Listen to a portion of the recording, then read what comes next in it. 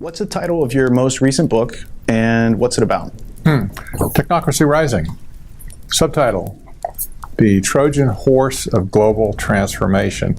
Transformation is a buzzword today in the global elite circles. That's what's happening to our world. And Technocracy Rising is literally about the rise of technocracy, replacement economic system from the 1930s to sweep across the entire world. Why did you write the book? I wrote Technocracy Rising because it had to be written. It was a topic that was virtually unknown. The historical movement of technocracy was largely undiscovered in modern times, and yet when I discovered it had tremendous significance to current affairs, I knew that the story absolutely had to be written. And this was in lieu somewhat of my idea of writing a final book, Trilaterals over Washington, Volume 3, which would have completed a trilogy. But I decided not to do that this story of technocracy was much, much more important than merely describing the actions, the current actions of the Trilateral Commission, bringing things up to date in the last 40 years and so on. And it does all that in addition in the book Technocracy Rising. But I do believe that the concept of technocracy in today's modern world is the singular most important concept that people have missed and also that people need to get a hold of. How would you define freedom? Freedom. Well, freedom and liberty are closely related topics. And some people would define freedom as just the ability to do whatever the heck you want to do. And I suppose there's merit in that, as long as it doesn't hurt anybody else and you don't intrude on another person's rights to freedom as well. But I think in a larger context, freedom in a society has a little bit different concept than a freedom as an individual. We certainly need freedoms as individuals. The Constitution and the Declaration of Independence guarantees it to us. But in a societal sense, freedom and liberty have the context of being able to operate together and live in live in close proximity to each other, to monitor the affairs of society in such a way that people have a maximized number of choices on what they can do with their lives, what they want to do with their lives, the right to self-determination as either a family or as an individual or as a group of people, without tromping on the rights of other people and damaging their property, damaging their ability to do what they want to do. And there's limits to that. For instance, if people come into society and want to destroy that society altogether by force, for instance, the recent ISIS attacks down in Texas is a good case in point. Should we allow people like ISIS to exercise free speech in our country? If that speech is specifically designed to destroy our country? I think not. Personally, I think not.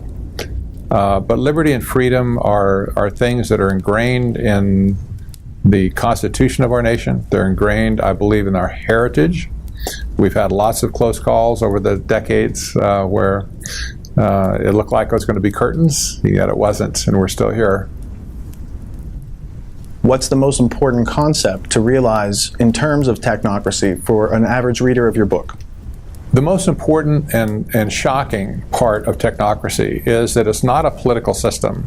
It was defined as an economic system. So there's a big difference here.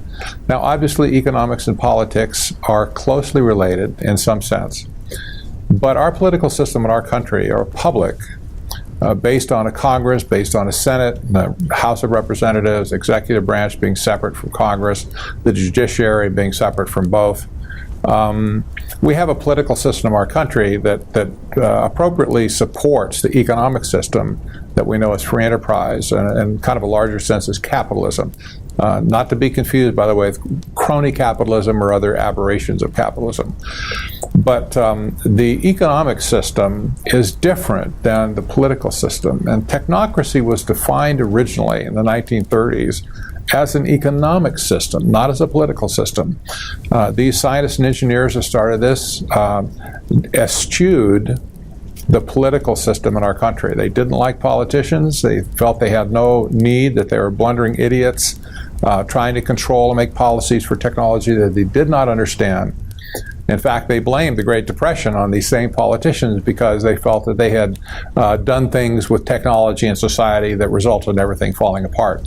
That was a false read, by the way, on their part, I do believe, but nevertheless, that's the way they felt back then. And there's a general feeling of that today, that the political structure of this country is immaterial, the Congress is irrelevant, and that the scientists and engineers should just simply do what's right in their own eyes to manage and control society at large. And it's also important to remember that when we talk about the economic system versus political system, that technocracy is a global movement today. It's not just centered in America. We have a particular political system in our country, but other countries don't have our system.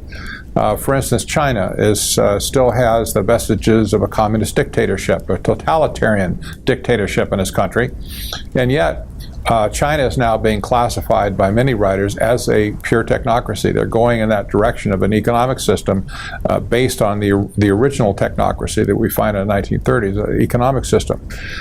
In fact, technocracy as a historical system works better in a totalitarian system, form of government, than it would in a democratic or republican form of government that we have here in America. So looking at it as an economic system is covering the globe with a common interest, and yet there are many different political systems and systems of governance throughout the world that aren't the same. It's not the same as ours. Europe is different. Russia is different. China is different. The countries in South America and Africa and so on have quite varied forms of governance of the people.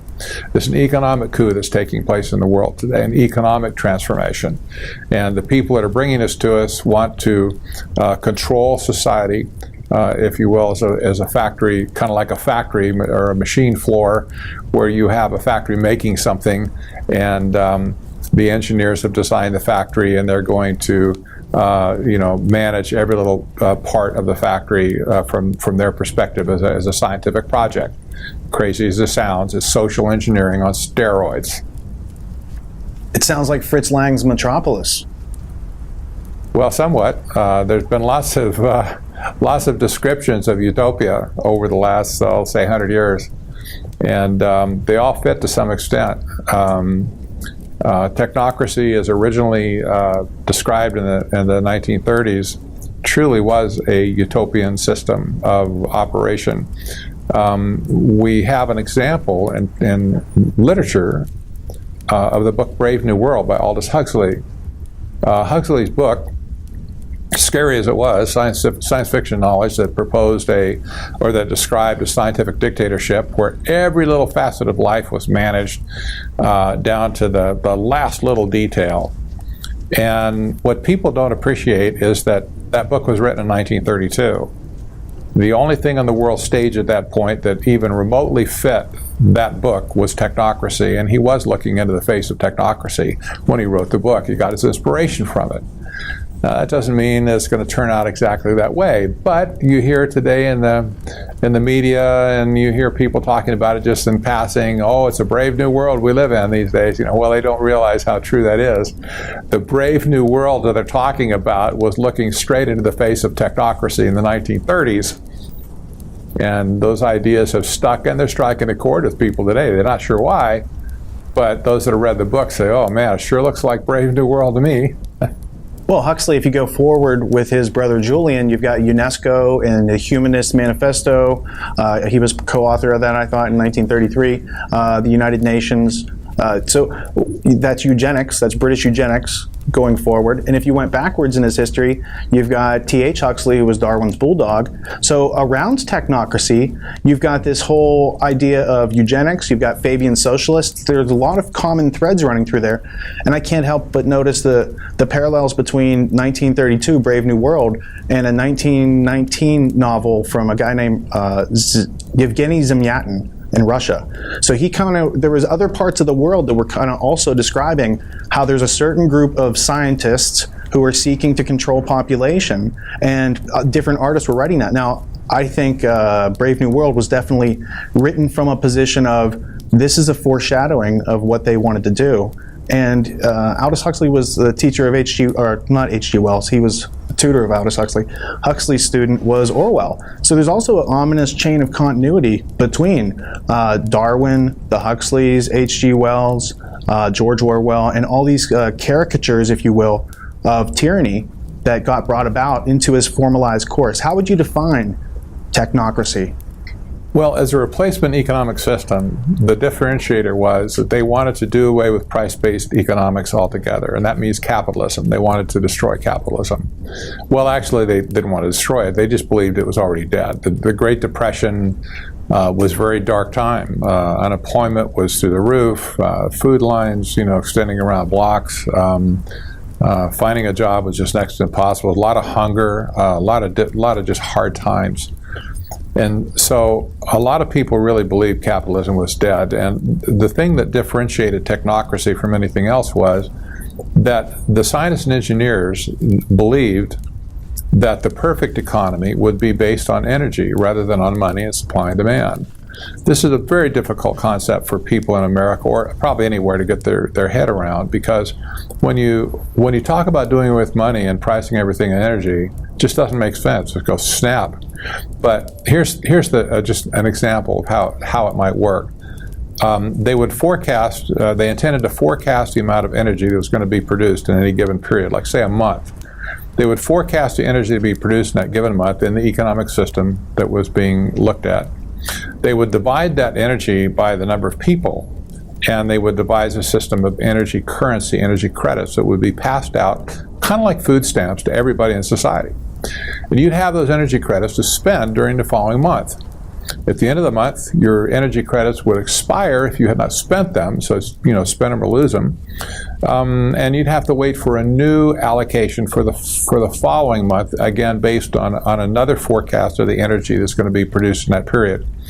Then on the other hand, how would you buy goods and services? Well, you go down to let's say go down to a clothing store to buy a shirt. The technocrats, the science and engineers, believed that they would be able to price that shirt in terms of the energy that it took to make it. So you have cotton grown in Egypt, you have diesel goes into a tractor, you have the cotton gin comes along and has to spin it into thread, and then it goes to a garment maker in Sri Lanka, another ship involved, and eventually it ends up in your store, wherever your town is, in a department store, and you go in and buy the shirt. Theoretically, there's you could add up all the energy it took to make that shirt. That's what you'd pay. And it wouldn't be based on supply and demand at all. It'd just be based on the amount of energy it took to make that shirt. So this is completely otherworldly to our system that we understand as free enterprise, supply and demand, and so on. And it also requires a management of the economy that we do not appreciate today at all. We don't have anything like this in today's economic world. Now, there have been attempts to manage capitalism in different ways, by the way. I'll say that the Bolshevik Revolution, for instance, when communism really got underway as a social experiment, the government attempted to manage the capitalistic system. Same thing happened with fascism. Well, the corporate world merged with the government, and they tried to manage the economy. But in both cases, it was still a price-based economy. It was still supply and demand, even though the government said, we'll manage the economy.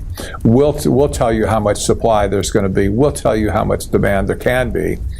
And when technocracy came along, the whole concept of all of those things were out the door. It was an altogether different ballgame.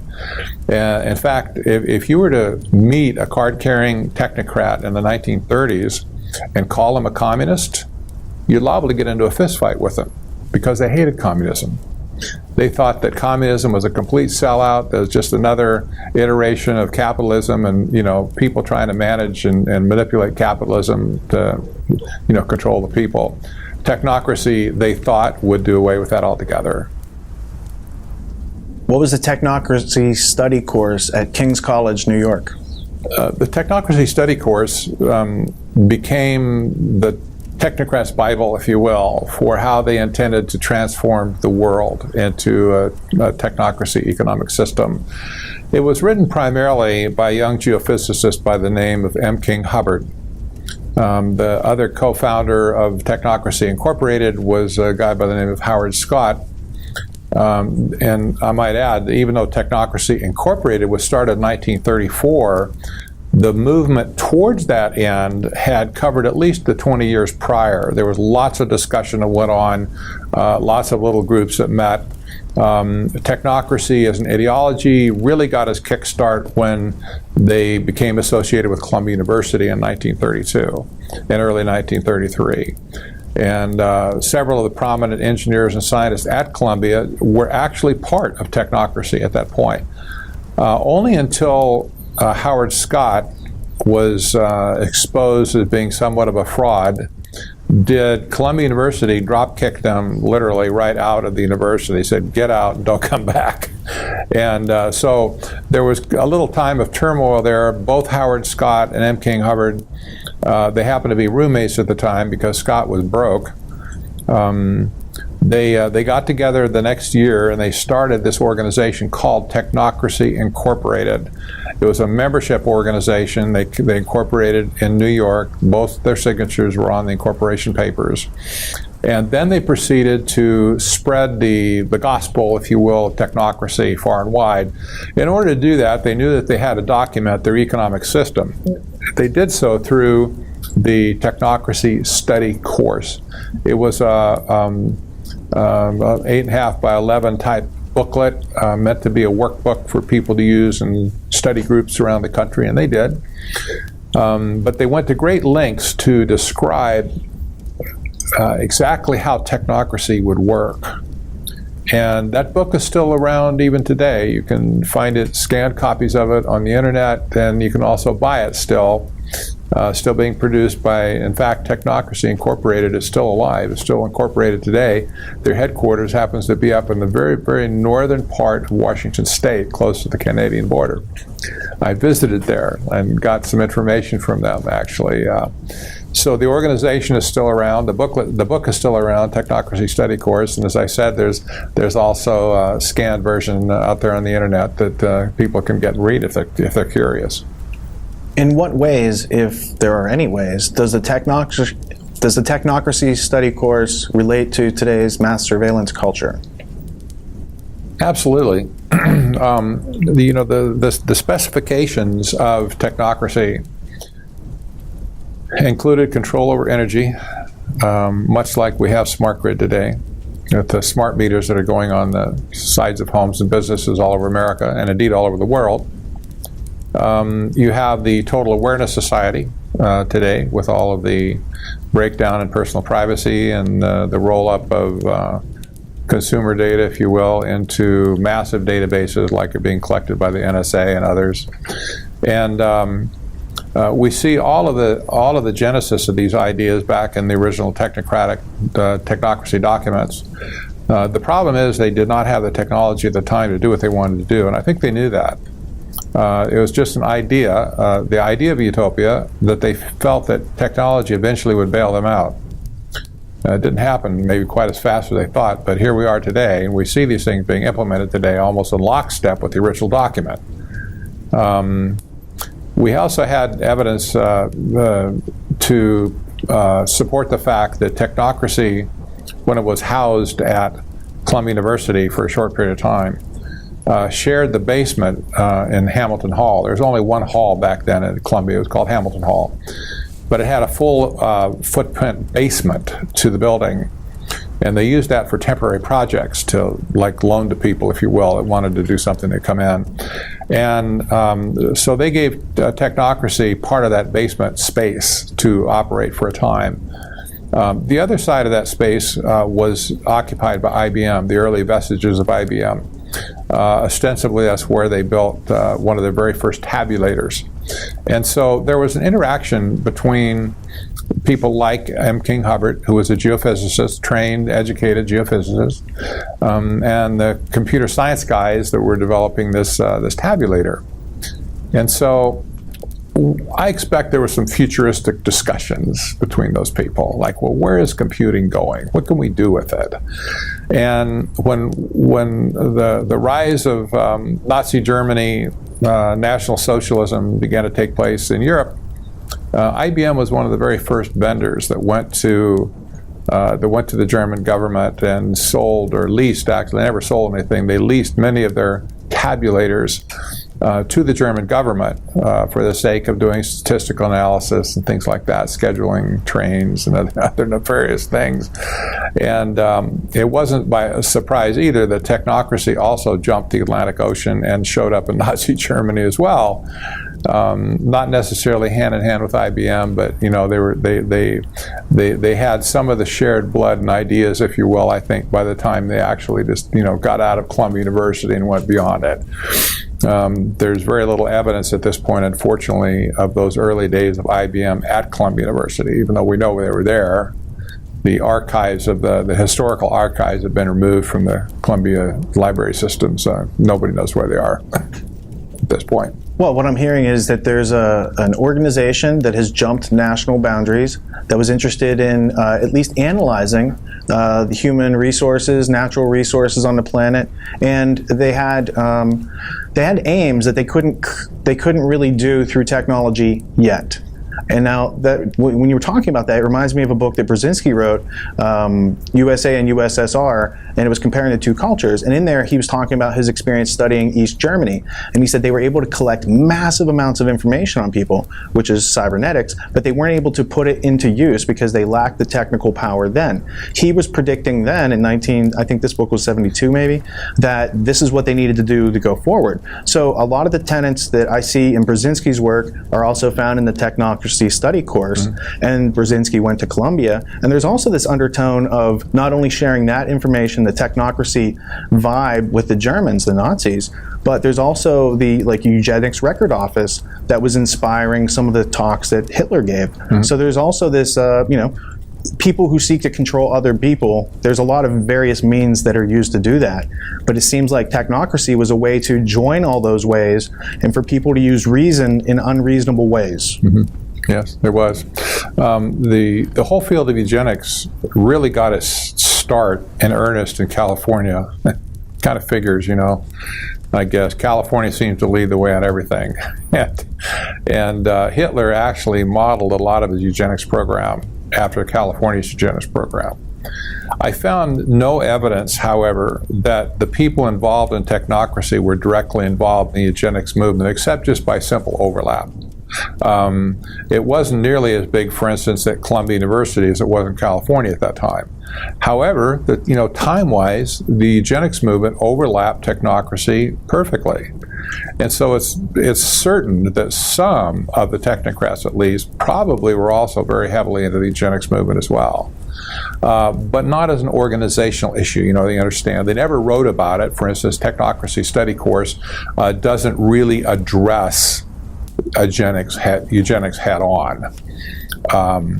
But some of the people involved in it may well have written some things outside, in their own time, if you will, about the eugenics movement. But they fit quite well, hand in glove, I might add, because, managing, from a scientist perspective, an engineer's perspective, managing society, to them, is a lot like managing a giant feedlot of cattle. Say you have 50,000 cattle and all these pens, and you have to mix food for them scientifically. You've got all the bins, and you load the food on the truck, and you take it out and deliver it just in time for breakfast and lunch and dinner and snacks in between, so they get nice and fat. And the cattle get weighed. The cattle get shot up with different drugs and antibiotics and whatever. But the whole process is to get those cattle in that feedlot to the market, ultimately to be butchered, turned into steaks and hamburger and so on. Not that they're trying to make food out of us. That's not what I'm saying. But this is the way a feedlot is managed. You have to have means of control and monitoring of that feedlot in order to be a good feedlot operator. And so it's an engineering problem. And so the engineers that looked at society and said, hey, this is just, looks just like a big old factory floor to us, or it looks like a big old feedlot or whatever, it begs to be managed. And so we'll use our scientific prowess and our scientific method to figure out ways to engineer society and make it much more efficient. You hear the word efficiency all the time in their writings, and make sure that the resources are balanced, that we don't strip the earth dry of all its natural resources. This is what we hear in sustainable development today, everywhere you turn. As you know, it's about conserving resources and so on, balancing resource usage to consumption or to manufacture. So it's kind of a strange historical animal that had no institutional backing at the time, other than Columbia University. The Rockefellers didn't give money. Carnegie's didn't give money, the Mallards didn't give money. There was nobody that I saw around technocracy originally, other than the scientists and engineers doing it, that had any money. And both the founders, Howard Scott was dead broke, and so was M. King Hubbard. Although at least Hubbard had enough money to pay for an apartment where Scott roomed for some time because he was broke. So they had no grants. They were just people with radical ideas. There was lots of radical ideas floating around in the 1910 through 1935. They had their piece of it. They had their little flag in the ground.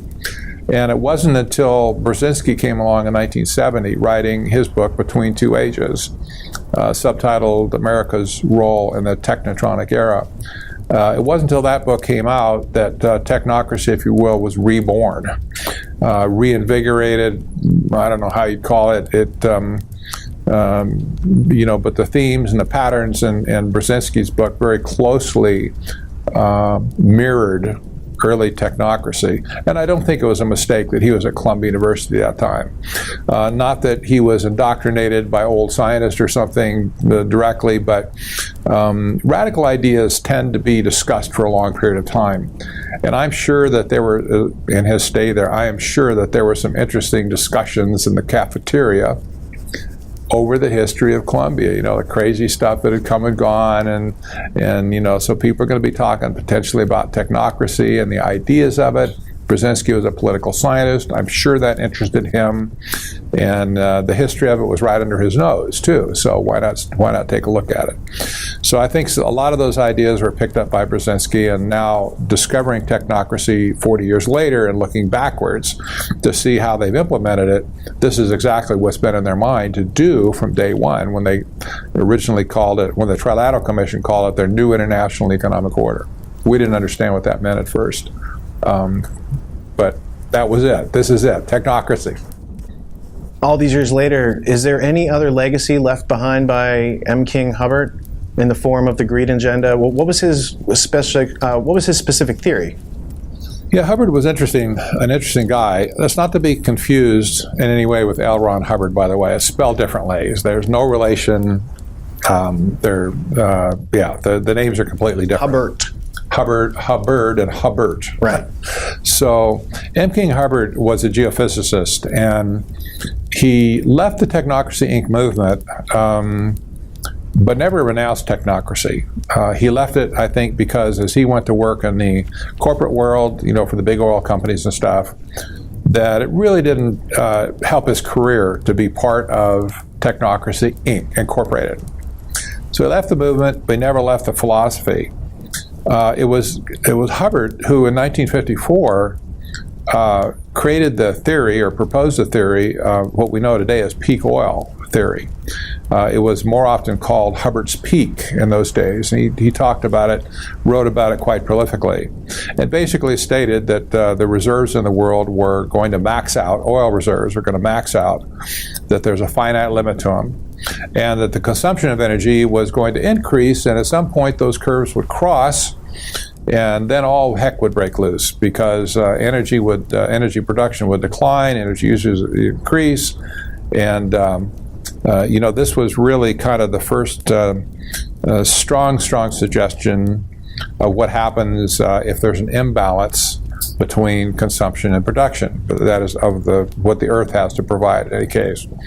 Hubbard didn't know it maybe at the time, but later he became one of the founders, the fathers of the faith, so to speak, of the eco movement, the whole business of conserving Earth's resources, sustainable development, those sorts of things. And almost any movements you look at that have to do with the ecology, you'll find them taking or giving credit to people like M. King Hubbard as being one of their founding, members, philosophy members. And so Hubbard finally passed, and his legacy lives on today.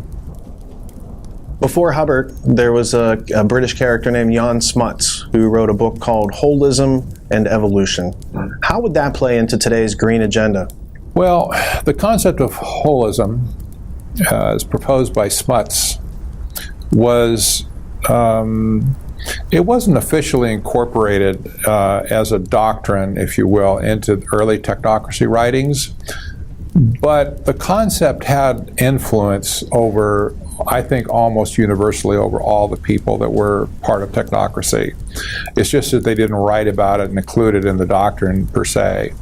But the idea of holism, as proposed by Smuts, is that each person, each entity, a societal entity, is a member of a larger societal entity as well. Like an individual is part of a family is part of a community is part of a town is part of a district, so on up the line, part of the states are part of nations are part of the global planet.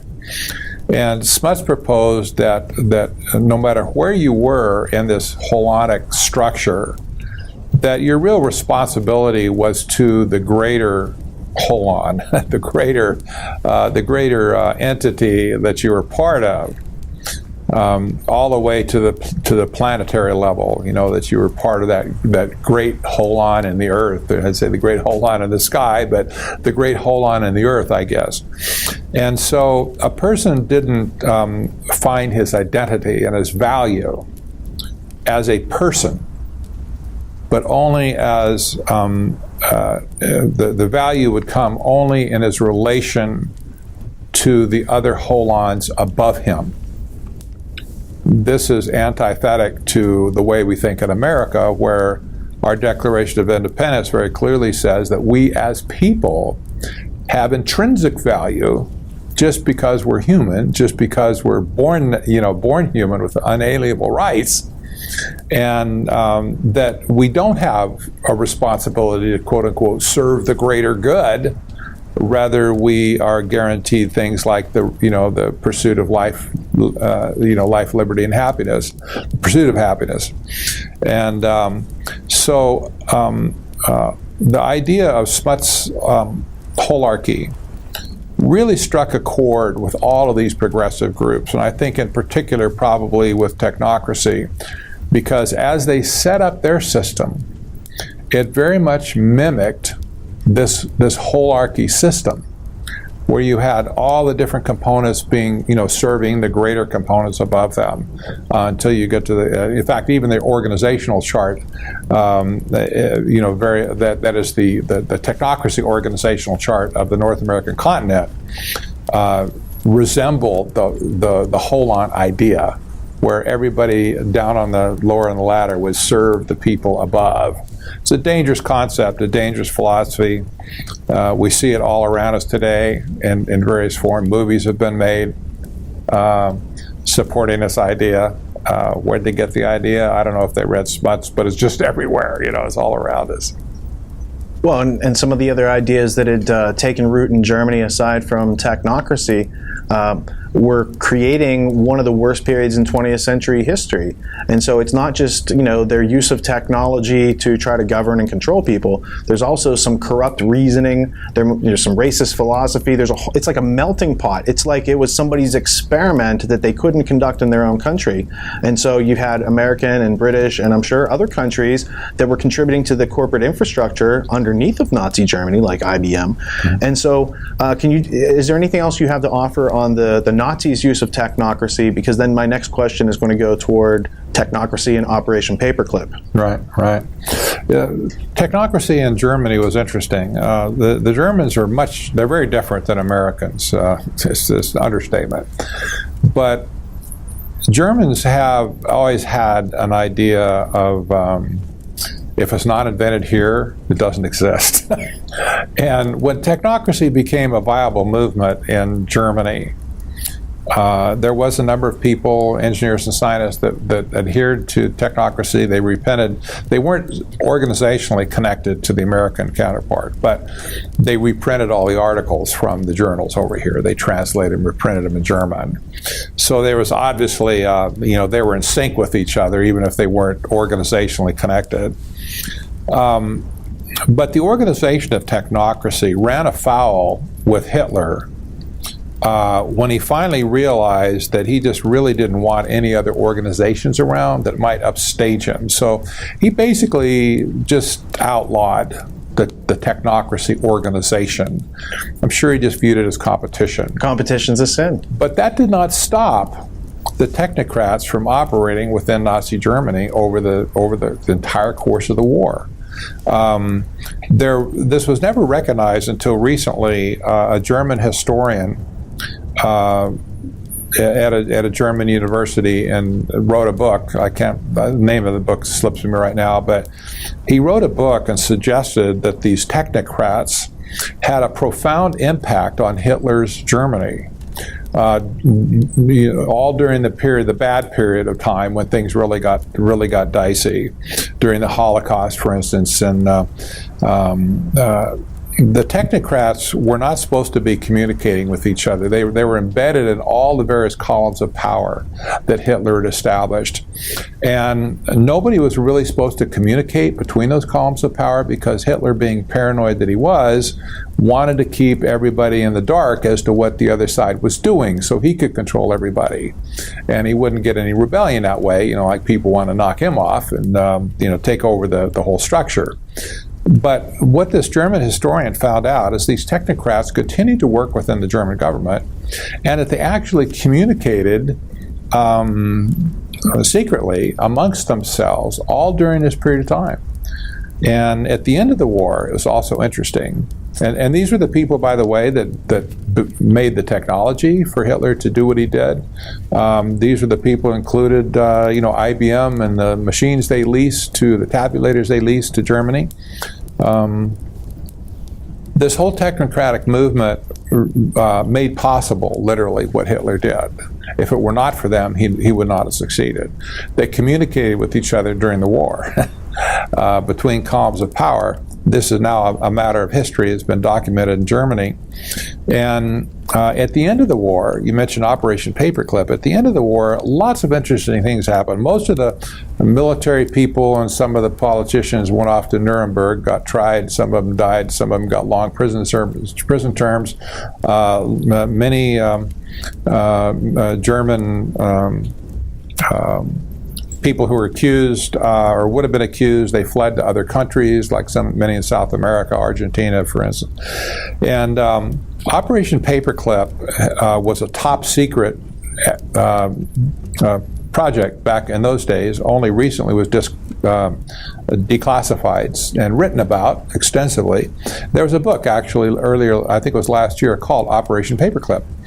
And what happened was that our government, under top secret operation, brought some 1,600 scientists and engineers from Germany, from Nazi Germany, back to the United States. These included the technocrats that were operating within the Nazi experience all during that period of time. They never faced Nuremberg. They never faced charges. They basically were brought over here on, to be sanitized, if you will, as far as reputation is concerned and history. And they were put into top positions in military research labs, in some universities under contract with the military, for instance. And they basically just went on with life as if nothing had happened in a different country. And this kind of brings up a principle that I see with technocrats in general. The technocrats and technocracy doesn't really care what political system it operates under. The political system is not the important thing to them. The methodology is. As long as their scientific method is being used, the political ends to which it's used really don't matter. It's just that you use the correct procedure to get there. That's why they had no problem, apparently, with the atrocious things that happened in Nazi Germany during that period of time. You say, well, do they have no conscience? Maybe some did, but a lot of them didn't. They saw no problem with aiding and abetting, the extermination of hundreds of thousands, millions of people. And, we talk about, people talk about the Holocaust being about Jews, and it really was, but you know what? Hitler killed all the gypsies, he killed blacks, he killed Christians. I mean, this guy hated Jews for sure, but he was not a respecter of persons, that was the only target he had. He didn't like anybody that wasn't like him. I guess it's ironic that he wasn't even German. He was from Austria. But the Germans didn't take that into account at the time. But the German experience was really interesting with respect to technocracy, and that's one of the reasons that technocracy failed in the United States, is that people too easily associated the American technocracy movement with Nazi Germany, and they said, we don't want any part of that. In fact, in Canada, technocracy was outlawed as a subversive organization for about 2.5 years. That didn't help their reputation in America either, that Canada had outlawed them. They didn't outlaw them here in the States, but a lot of people started scratching their heads thinking, where there's smoke, there's fire. So we just, we don't want anything to do with those people. So technocracy starts at Columbia, it jumps the ocean, it goes over to Germany, it comes back over here with Operation Paperclip, and then the CIA takes those technocrats, those Nazi technocrats, and start running MK Ultra. So I don't know how deep your research has gone into it, but there's a relationship between technocracy and MK Ultra, and what do you know? Well, there is, and I'm not the expert on that, by the way. I'll just say that up front. But I have friends who know a lot about it, and most of the science. Let's just talk about the science of it without putting a moral value on it. A lot of the science that came out of the atrocities in Nazi Germany, the experiments on humans, some just so gross you just don't even want to talk about them. But that created a body of science. You understand the things that they did to people in the concentration camps, with no respect to life or limb. That body of science came back to the United States when these technocrats were repatriated. This is pure speculation, but I wonder if they had a reunion party amongst technocrats in the United States and the technocratic buddies from Germany. I could picture that happening. I have no evidence that it ever happened. But they were welcomed back into the scientific community here with open arms. And all that science, all that body of science from these experiments came back into the United States. And science doesn't just go poof and dissipate. Knowledge just doesn't go poof and dissipate. They brought it back in. It was part of their experience. It was part of their life. And even though they could not conduct additional experiments in the United States necessarily like they did in Nazi Germany, at least not so blatantly, it had a profound effect on a number of programs that the United States found itself operating with. And here we go. The technocrats don't care what political system they're under, as long as they can execute their trade. Okay, I want to jump back and get a little of the historical context on these ideas. I would go back to the idea of Plato in his book, The Republic. There's a chapter on cybernetics and the art of steering and governing people. And they didn't have really technology back then other than words. So rhetoric was the technocracy back then. If you want to comment on that, and if not, jump to the first person in history, like Saint Simon, possibly, that you see picking these ideas up and running with them. The ancient philosophy from people like Plato, they danced around the idea of social control a lot. Whether there was a hardcore technology that they were looking at using to implement that, other than just words, probably there wasn't a lot of technology that existed back then in the modern sense. These philosophies have melded together. They've combined with other philosophers along the way and stuff to bring about the melting pot, I think, that we had in the early 1900s. I think it really found a nexus there. A lot of these trains of thought the French philosophers, for instance, that were writing many radical things. They incorporated bits and pieces of philosophy to justify their own manipulative positions of society, and why society should be the way they say, not the way maybe society really ought to be. So you see this there was a melting pot of various ideas in the early 20s. Some of them took the form of humanism, some took the form of communism, some took the form of fascism and socialism and so on. And one of those prominent progressive thoughts in science was scientism. And scientism as a philosophy,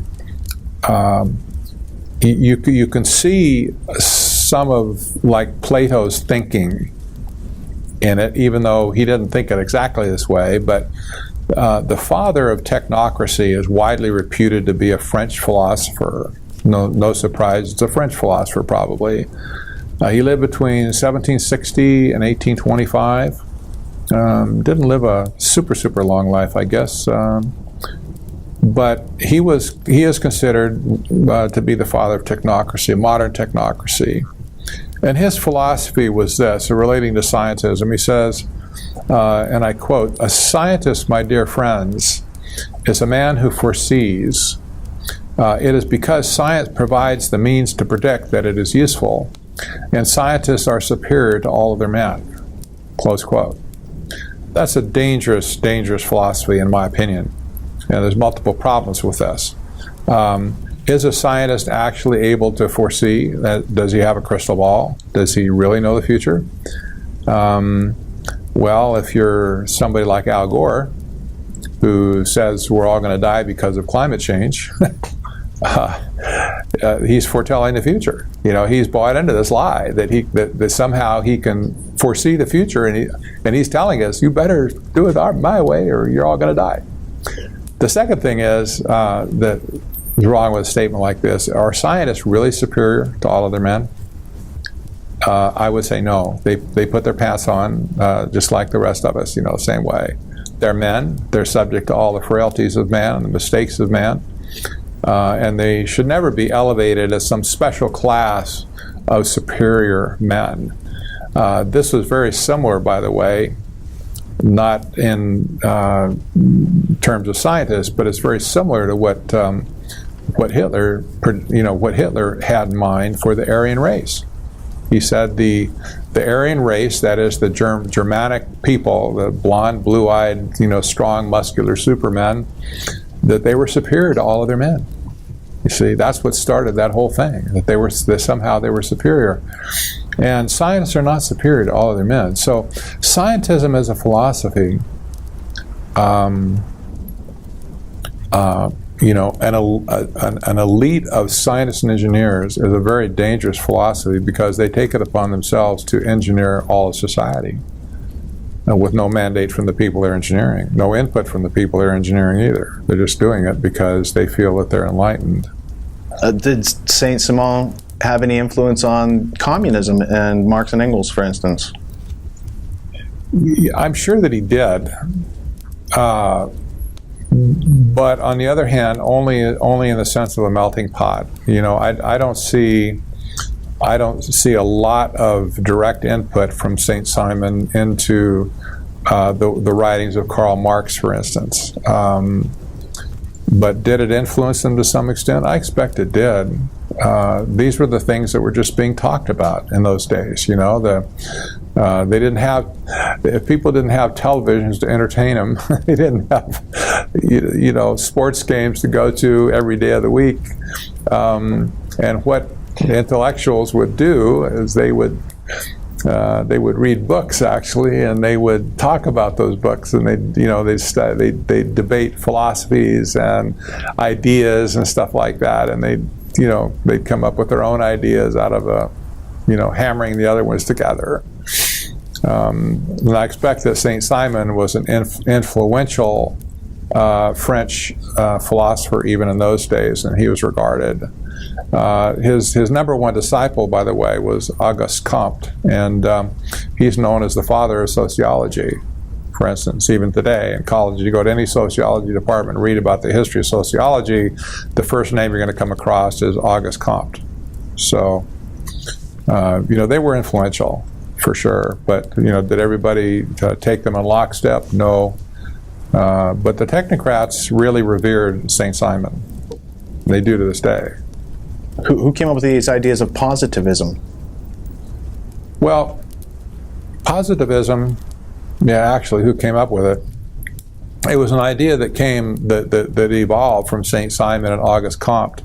Comte, I think, is credited with being the guy really that kind of fleshed out the idea of positivism. And both of these guys were stuck on the idea of where does truth come from? How do we discover truth? And how can we know that truth is truth? It seems a little bit like staring at your belly button, doesn't it? In a way, it's like, well, I think, therefore I am.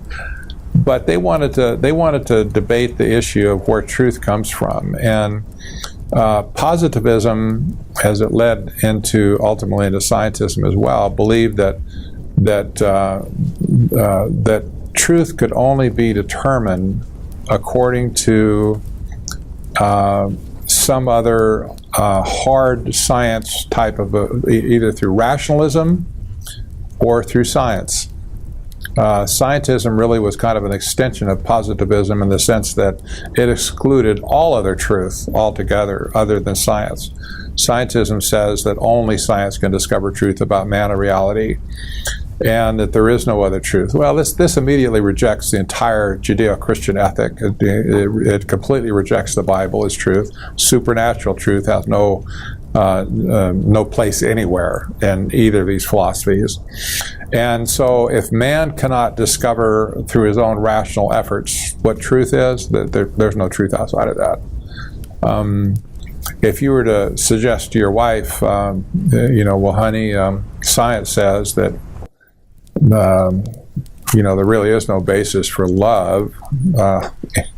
So, therefore, I guess, I guess I don't have to love you anymore.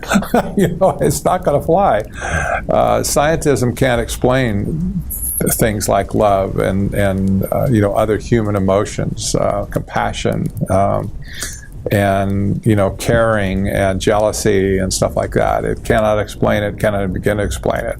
So the fact is there really is truth outside of scientism, outside of positivism, but they just don't acknowledge it. They feel it's just, that's just irrational. Well, I think they're just looking at a slice and they're saying it's irrational because every day people are learning things. There's truth continuously being revealed through the use of one's soul in observing, identifying, organizing, and communicating in this world. And then so the trickle down precipitation of some of these ideas, sociology, scientism, positivism, end up over in Prussia. And there's this cat named Wilhelm Wundt, who I met through chapter 8 in Anthony Sutton's book on Skull and Bones and Education. And basically what you see is there's this Prussian scientist, pseudoscientist, and he says that human beings have no soul, and therefore they work very much like clockwork oranges, and therefore they can be manipulated. And this is where outcome-based education comes from, which comes up to today's Common Core and its role in technocracy, because it's the technology being used to kind of give everyone the same kind of homogenized educational perspective that's very limited and based on artificial scarcity. I know that's a lot of words right there, but what do you think about it? I think it's spot on. If you remove God completely from the equation of truth, basically that leaves man to be nothing more than just a bag of atoms that have been somehow randomly put together to create a human being for some period of time until you go dust unto dust. And if you're just a bag of atoms, then your bag of atoms is no better than anybody else's. It's just something that happens. It's something that should be managed. It's not something that should just be left to itself necessarily. And This is a very strange concept to most people when they really start thinking about it, but that's what it boils down to. They look at all of humanity, the scientists do that are involved in this scientism and technocracy idea, and transhumanism as well. They look at the whole human experiment, if you will. Well, it's not an experiment, but you understand what I'm saying. If all humans are just nothing more than a bag of atoms individually, then why not manage them? They're just like the koi in the koi pond out there. They're there to be managed, and somebody should stand up and manage them, for Pete's sake. They have no social qualms about doing that on that basis, and of course, a bag of atoms has no value. That theoretically, that would make you worth something like $32.42 for the chemical composition of your body. Could we melt you down or whatever? But this is certainly not the value of man that we have historically, the value that was historically placed on man. And the Bible as an instrument of truth, as a declaration of truth over the decades and centuries and millennia, has given a very high value to man as a creation of God, not as a creation of just pure chance and just random whatever, according to Darwin's theory. But that man actually has a very high value, is created in the image of God, and so on and so on. This is totally rejected by scientism, positivism, and all the other isms as well. They're atheistic at best. They're humanistic, meaning the sum of all things is wrapped up in man. Well, and if we all were bags of atoms, what would be the purpose or reason for life or death in the first place? There'd be none. And if you don't need purpose or reason or any of these things, I challenge you to just go spend a week in the wild, because you're going to need reason, you're going to need some common sense, you're going to need patience, all these things that make us human beings and make us different from the squirrels. The great genocides of the last century have all been predicated on this very thing, that life has no value. And that they're just a bunch of, they're just excess cattle in the feedlot that, need to be killed off because they're consuming too much or whatever. And, you look at some of the big genocides that have happened, whether it be during the Bolshevik Revolution or the Holodomor or the Cambodian genocide, killed some 3 million people. You say, how can a government kill the China, same thing. How can a government kill that many people and not have any conscience about it? Yeah, I would have conscience about it, but the people that actually did the killing had no conscience about that. 2 million, 3 million, 10 million, 30 million, whatever, of your own citizens, they're just viewed as just a bucket of atoms. Pol Pot would get rid of you and you, because you both got glasses. So Pol Pot would have gotten rid of you, right? Yeah. So this trend in history, it didn't happen back in the time of St. Simon or Comte or even Robert Owen, but these ideas start to build up over decades, and it's not the messengers who delivered those ideas. Those ideas are out there and they're neutral. Different generations in different parts of the world, under different circumstances, pick them up and start to use them in tools, sometimes in not so friendly ways. I wanted to touch on Robert Owen in New Harmony, Indiana, and his do you know anything about the utopian colony there? Say it again to me now. Robert Owen, yeah. New Harmony, Indiana. He had set up, it was called, New Harmony was the place. Right. Utopian socialism. Right. That commune experiment was, let's see, what was the time frame of that again? What year was that? I thought it was in the 1860s, maybe. Well, I wish Kevin Cole was here. Yeah. There was a number of communes set up in Canada to experience technocracy. Some of them are still around. They don't know why they're around because they've lost their technocracy flavor. Men have attempted utopian systems for a long time, certainly more than 100 years back. None have ever worked out very well because they have a structure that forces the people to conform within the utopian system. there's no reason to believe, based on any utopian experiment, that it would work on a larger scale with any greater success. But the utopians of today,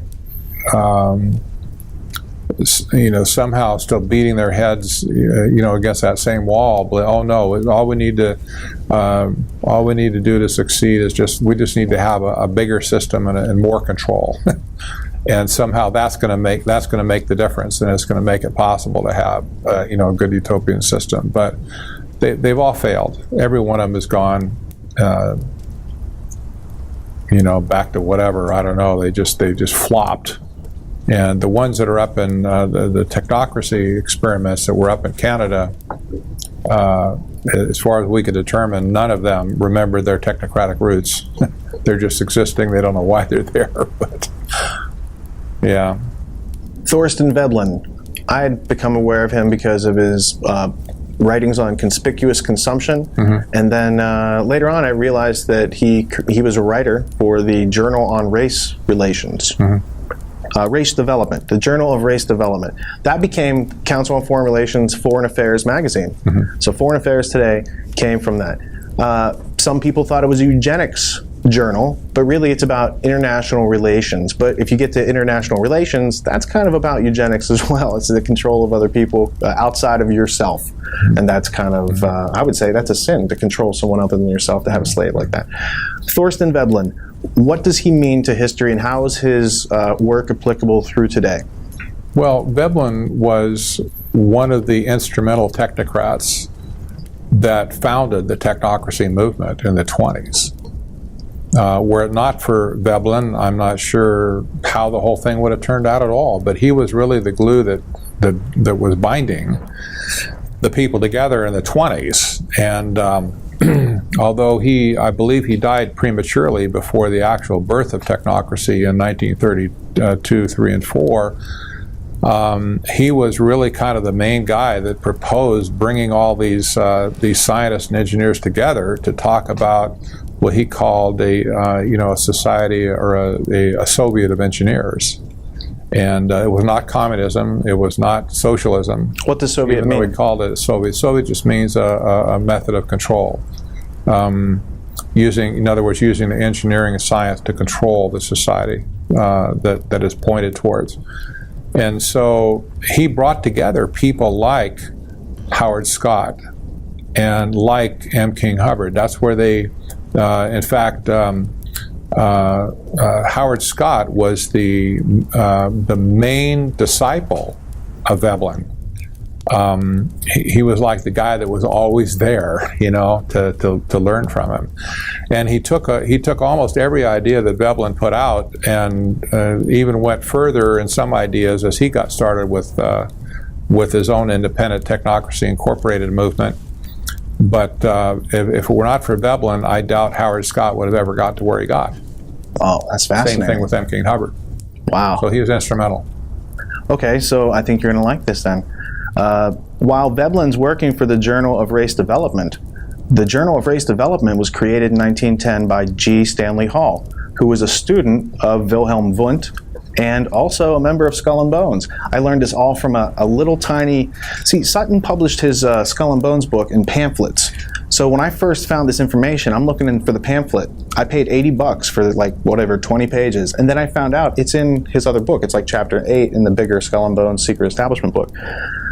G. Stanley Hall is part of the Yale Troika of people who went overseas to be trained by Wundt to come back here and change our schooling system. And so now we have an overlap between Skull and Bones, Technocracy, the Council on Foreign Relations, this idea of international relations.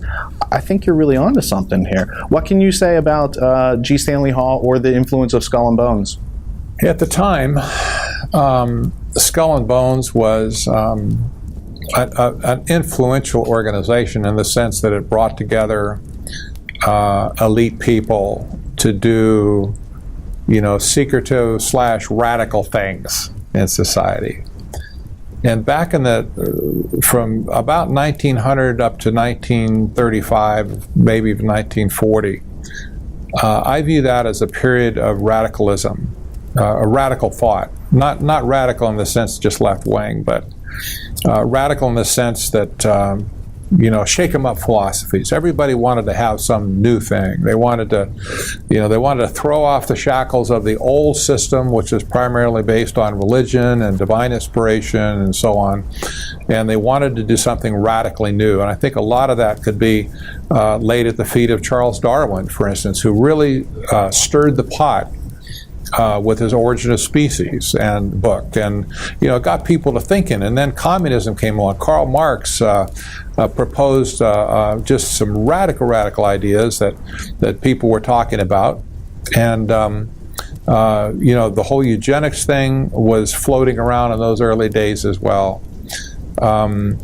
There was a competition. I view it as a competition amongst thinkers to want to come up with the newest thing, the newest, most radical possible thing that they could think up.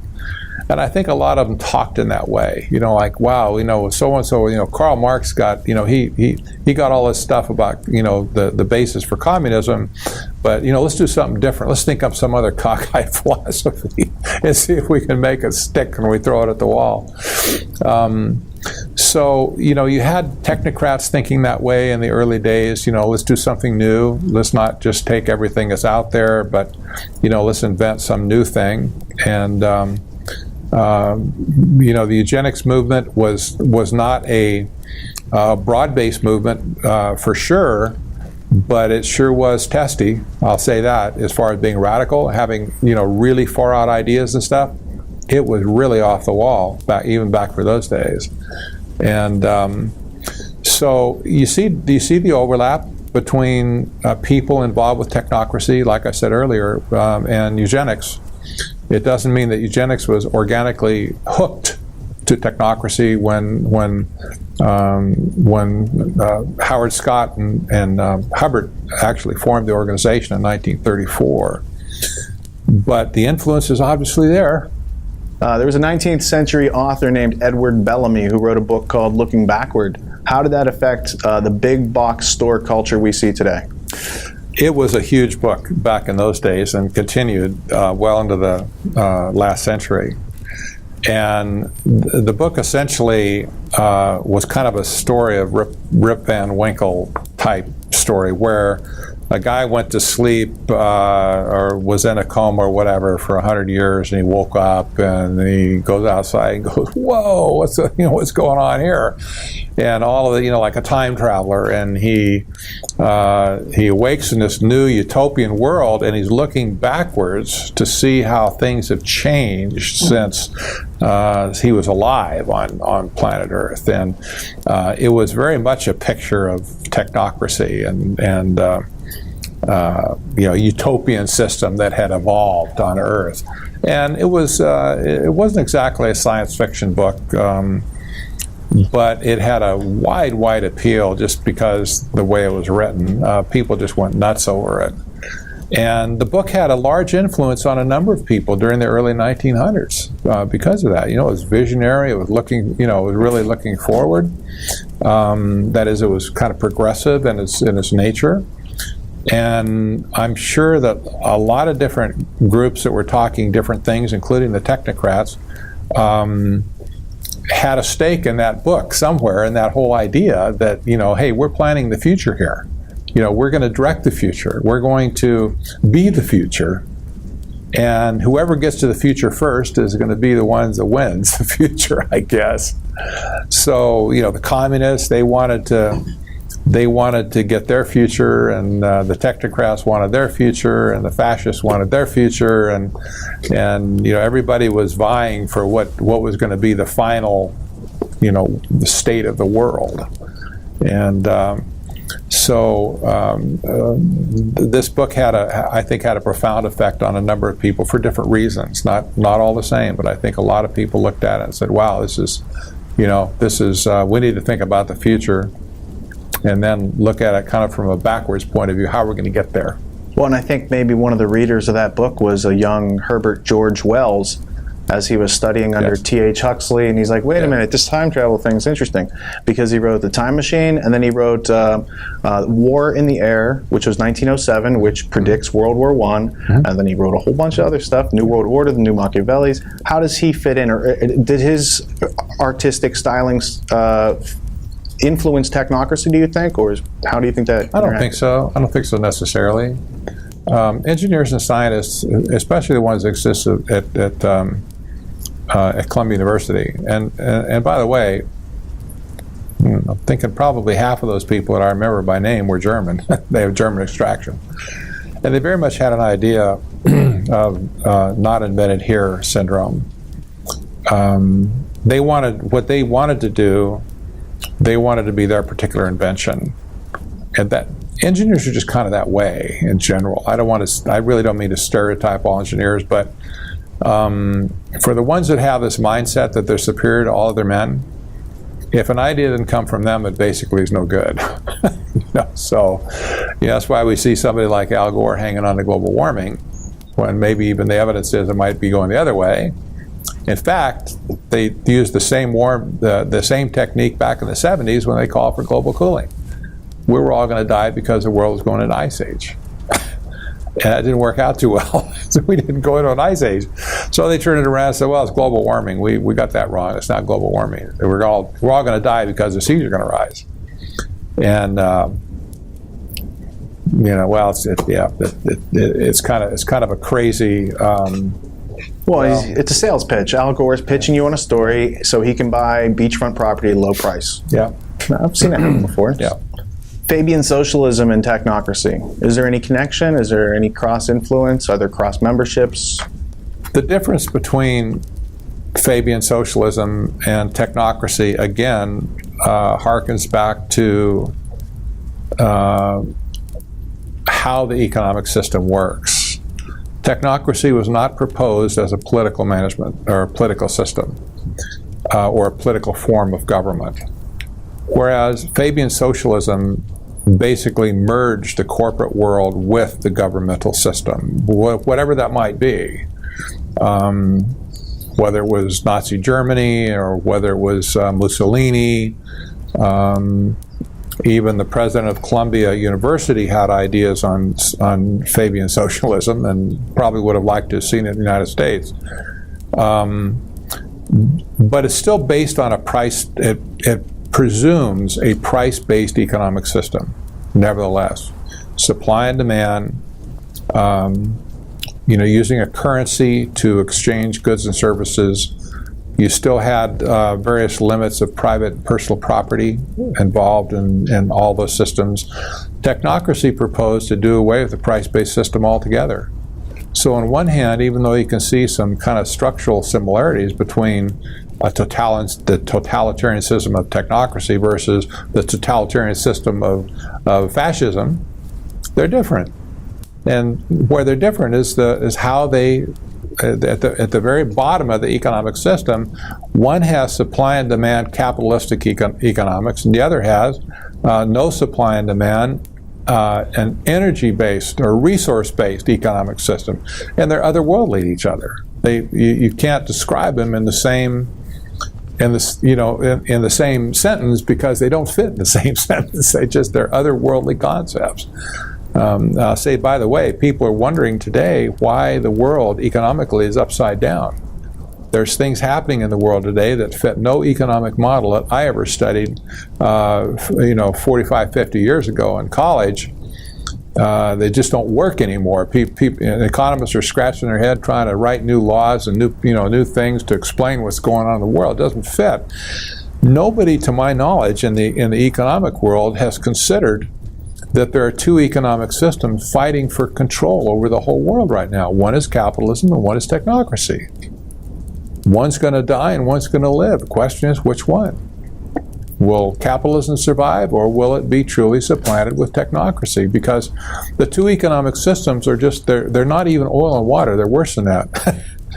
They cannot exist. It's almost like matter and antimatter. They cannot exist in the same space.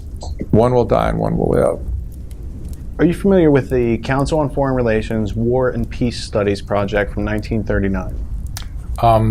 Not immediately familiar, but I have been in the past. I'm going to go to the next question then. The Rockefeller family and their role in the League of Nations and the United Nations, and Columbia University, if you want. Well, the Rockefellers had a deep association with all three. There were major benefactors to Columbia, major benefactors to starting the Council on Foreign Relations, the United Nations. I mean, they've been involved in just about everything in the last century that's plaguing us today, that's bothering us today. It wasn't surprising. Well, I'll tell you what was surprising. In that technocracy was housed in Columbia University for a time, it is surprising that there was no institutional money coming from like the Rockefeller family or some of the other big families of the day, because that was right up their alley. Columbia was right up their alley. In fact, the competitor to Columbia University in the local scene in New York was called the New School, which is even more radical than Columbia. And between the two of them, they kind of had a lock on radicalism and institutional money. But they never got any money. Technocracy never got any money from these people at all. They just were passed over until the 70s, of course. Who created the New School for social research? You'll have to refresh my memory. I thought it was Thorsten Veblen. I do. I want to say Thorsten Veblen was the founder of the New School. Sure. And he was the father, of course, of technocracy. Well, one of the fathers of technocracy. And there's a strong Fabian socialist influence through the New School. Absolutely. And I believe the New School for Social Research, which is based in New York City, it produced one of the 9/11 committee commissioners. I believe it was Bob Kerrey went to the New School. The New School has been a hotbed of radicalism ever since it's founded. What do you think its purpose is in this country? Well, it was certainly to spread the ideas that the radical ideas that they had cooked up along the way. They did a very good job of it. They were the first university in America to establish a teachers' college, where they trained, I don't know how many tens of thousands of teachers around the country, and they sent them out to, they end up in universities and high schools, everywhere, where they learned the techniques of teaching progressivism at the New School. And in fact, the New School that wasn't originally, it was a New School for Social Research or something like that. It was a different name originally, they dropped it later.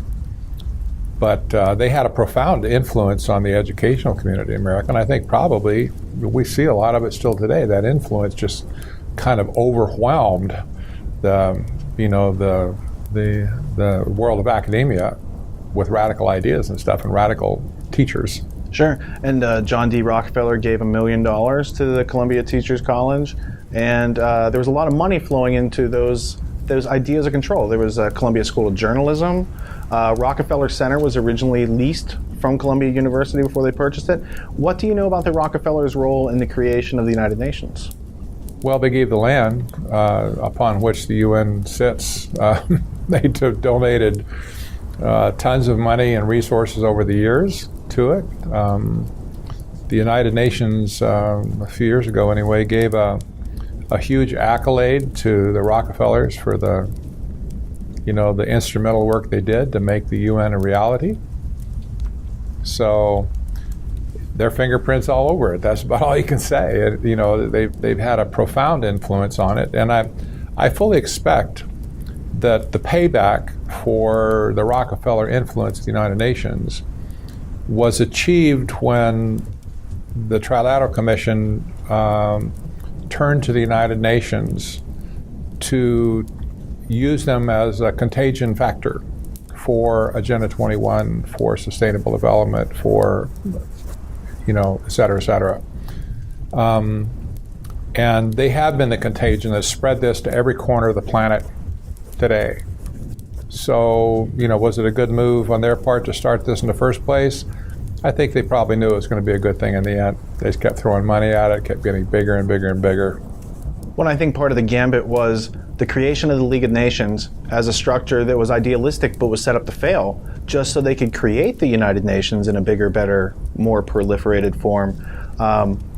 I read your book Sunday, and on Saturday I had just finished doing the introductory montage for my podcast, and I was looking for evidence in video and audio form that the Rockefellers helped create the United Nations.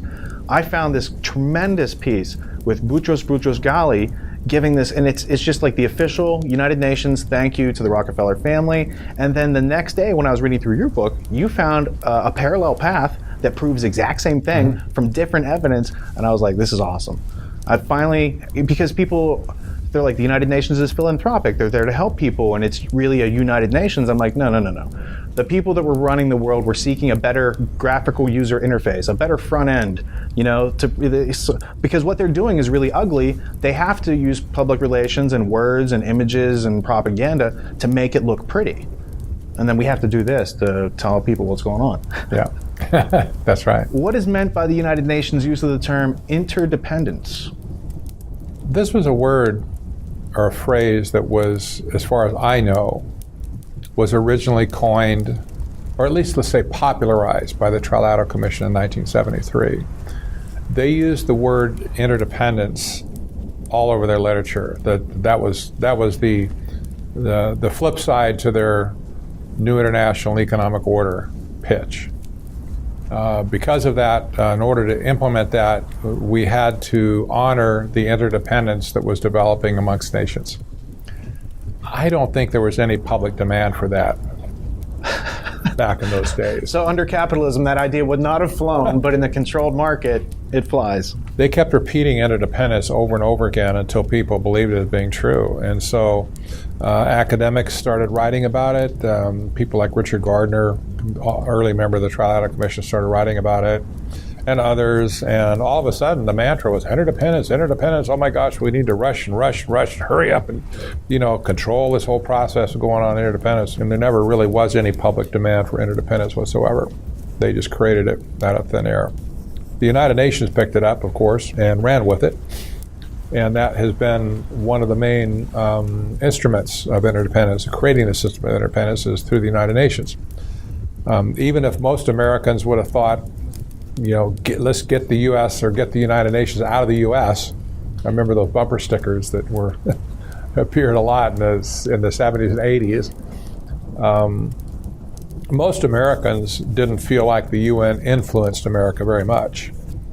But that wasn't true in other countries around the world. It was based here as viewed as more or less as a policy organ of the U.S., but it had a huge impact around the world on other countries and building the so-called system of interdependence. And I expect that they'll have their legacy in why countries in South America, for instance, hate the United States with passion, because we meddled with them to the point where we either bankrupted them or whatever, did horrible things to them. And they generally hate America for it. That really shouldn't be that way. It shouldn't be they hate Americans, because you and I didn't do it. And I don't know any American, really true American, that did it either, but it was just a relatively small group of people. I could blame Nelson Rockefeller as, leading through Latin America, the South American policies. Yeah. Henry Kissinger. That's right. Yep. What do you know about the others? So the Trilateral Commission was, of course, created by Brzezinski and David Rockefeller. Nelson Rockefeller, his older brother, who had been vice president in the 70s, his protege was Kissinger. So Brzezinski and Kissinger are like the bookends to be able to, the vice grips to be able to squeeze in on America. How familiar are you with Nelson Rockefeller's history and the things, even though he's not officially in the Trilateral Commission, obviously they're brothers and they're running an agenda. That's right. So how do you see it fitting together? They were very close, actually. Nelson always aspired to be a politician. I don't feel sorry for him that he had to be appointed to be vice president. But, the poor guy, he wanted to be a politician and he couldn't get elected anywhere. I don't know that David Rockefeller would have ever got elected anywhere either. Jay Rockefeller got elected in West Virginia. But Nelson was appointed to be vice president after Nixon resigned and Gerald Ford assumed the presidency. And so you had a Beauty and the Beast kind of pairing with an unelected president and an unelected vice president at the same time. more importantly is a question of why Nelson Rockefeller. Why would they want to get him in at that time? This was just after the Trilateral Commission had been founded in 1973. In my view and study of this, the most important thing that Nelson Rockefeller did is that he presided as president of the Senate, as vice president. And the Senate in 1974 passed the first iteration of the Trade Promotion Authority Act, the Trade Act of 1974, that set up this so-called fast-track legislation method for trade treaties that would be negotiated by the executive branch, in particular the U.S. Trade Representative, the USTR, as is known.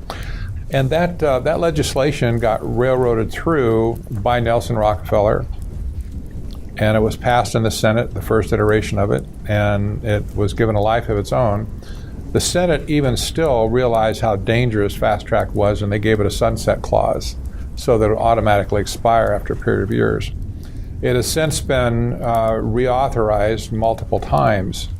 Right now, it is not authorized. Currently, the president is trying to get fast track reauthorized by the Senate and put into place so we can present the Trans-Pacific Partnership and the Transatlantic Partnership as well, which is coming shortly. But Bill Clinton, through a great battle, was able to get fast-track authorization together for NAFTA and CAFTA later. And most of the nefarious treaties that have really done damage to our country have been passed under fast-track legislation. The key thing about fast-track is that it takes away, Congress, or the Senate in particular, delegated to the executive branch the ability to negotiate these treaties. Constitutionally speaking, it's the Senate's job to do that completely. They should be the ones negotiating treaties, and a treaty should only be passed with a 2/3 vote, 66% plus one. And what happens with fast track is that it gives the president the ability to present a treaty agreement for approval. It can have no amendments attached to it. In other words, they can't do a thing to it. They have to take it the way it is or reject it the way it is. There was only 20 hours of floor debate to be allowed, which is nothing. When you get the whole Senate together, 20 hours is just minuscule. And most importantly, it reduced the vote from a 2/3 vote down to 50%. So that's a shoo-in almost. So when NAFTA was presented, for instance, and it passed, before it passed the Senate vote, the Trilateral Commission pulled out all the big guns to hammerhead in the Senate on people to get them to vote for the treaty for NAFTA. And they had a hard time even getting 50%, 51%. They did, but they hauled out the Henry Kissingers of the world to go in and pound on them and tell them why they need this and, yada, yada. But NAFTA, just as a side note, was architected by Carla Hills, who was the USTR at the time. She was also a member of the Trilateral Commission. And for all intents and purposes, the North American Free Trade Agreement was a creation of trilateral policy, written by and architected by a member of the Trilateral Commission, signed first by George Bush, a member of the Trilateral Commission, pushed into law by Bill Clinton, a member of the Trilateral Commission, and lobbied by numerous members of the Trilateral Commission, including Jimmy Carter, George Bush, Henry Kissinger, and so on. It worked hand in glove with the work of Nelson Rockefeller from 1974. This was a key piece of legislation that they had to have in place, or they would never, ever have been able to pull off the economic coup that they pulled off in the last 40 years. Nelson did it. So they brought him in. They brought him in as a specialized tool, and he did a certain job that opens up the doors for internationalism in the future. That's right. Public-private partnerships, CAFTA, NAFTA, these are all internationalist ideas. And it was his brother, I think, on page 505 that says, you guys accuse my family of being internationalist. He's like, we are. Mm-hmm. And he's like, get over it. This is the future. So these, again, it goes back to people who prophesy a future. It's a utopia that's run benevolently by them. And you see these names come up over and over again through 20th century history. Like when I learned about the Rockefeller family and their involvement in the education system and the creation of the General Education Board, I was like, that's bad. And then when they're involved with creating the United Nations, that's worse. But then it's like Rockefeller Medicine Men. Have you ever heard of that book by E. Richard Brown? Yeah. Rockefeller and the Aspen Institute. Now, Rockefeller was instrumental in creating University of Chicago and giving it a whole bunch of money. That's where Robert Maynard Hutchins was, working on the great books of the Western world, which has a whole lot of other British Empire influence coming into that. And then they kind of formulated over here at the Aspen Institute. So what role did you see as far as bringing maybe the Humanist Manifesto forward? How did you see the Aspen Institute playing a role in what you've studied? It was originally called the Aspen Institute for Humanistic Studies. They changed the name later. I expect they might have gotten some heat for being a religion, which it was, but it was the Aspen Institute for Humanistic Studies. Now it's just the Aspen Institute. There were various members of the Trilateral Commission that were very heavily involved in the Aspen Institute. They didn't create it, but they were heavily involved in it. And that is at the board of directors level. And the board of directors obviously directs the overall thrust of the organization. And the seminars that and conferences that they set up at their headquarters, that's in Colorado, and later at other facilities that they planted around the world, they would involve executives from the top executives, board members, CEOs, vice presidents, and so on of large companies to come and learn a common philosophy, if you will, of business management. Now, not surprisingly, this rested mostly on things like systems theory and the scientific method of running a business. And they spread this philosophy all over the world, all Fortune 5,000 companies. Then they later began to teach middle management the same principles and so on, who later became senior management. And the corporate world has been seeded with this philosophy and this methodology of management ever since. They were horribly influential, I have to say. It's like you can't really appreciate how influential until you see how many people migrated through their programs. And they didn't migrate through as a mandatory thing, like, it wasn't like, well, if you don't go to this, you're fired sort of thing. No, they went to it to network. They went to it to find out the latest ideas on management of a company and so on. And humanistic studies is very much a religious proposition. So, to say that all these corporate engineers and so on are corporate mucky mucks are humanists probably would be an understatement. To call them religious, they would argue that. Well, no, I'm not religious at all. But the Supreme Court even declared that humanism was a religion. So I won't argue with it. It has all the earmarks of it. Are you familiar with the Reese Committee, where they studied the effect of nonprofit foundations and their influence on America? Right. Yeah, it's huge. The influence was just huge. If it were not for these large bodies of independent slush fund money, we wouldn't be where we are today. That's just flat out true. Whether it's today in the more modern context, whether it's a Bill Gates or some of the other big billionaires of the world, or whether it's old money like from the Rockefeller family or some of the banking institutions of the world. When they got the ability to set up the NGOs and these independent think tanks and trust funds and so on, and started pumping money into it, it has really been the engine of social change for the last 100 years, very much so. They've had their fingerprints on everything.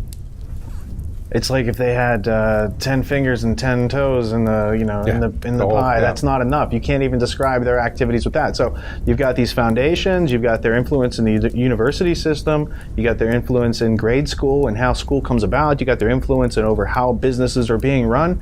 They help to create the United Nations, and then they go and create Bretton Woods, the IMF, and World Bank. And this is also running parallel to this idea of technocracy, which they haven't brought back to the surface yet. It's like a submarine. I think I read that someplace. It's like a submarine, and it wasn't visible at that point. But those things were being developed, and then Brzezinski kind of rose and brought it together. How would you describe it in your words?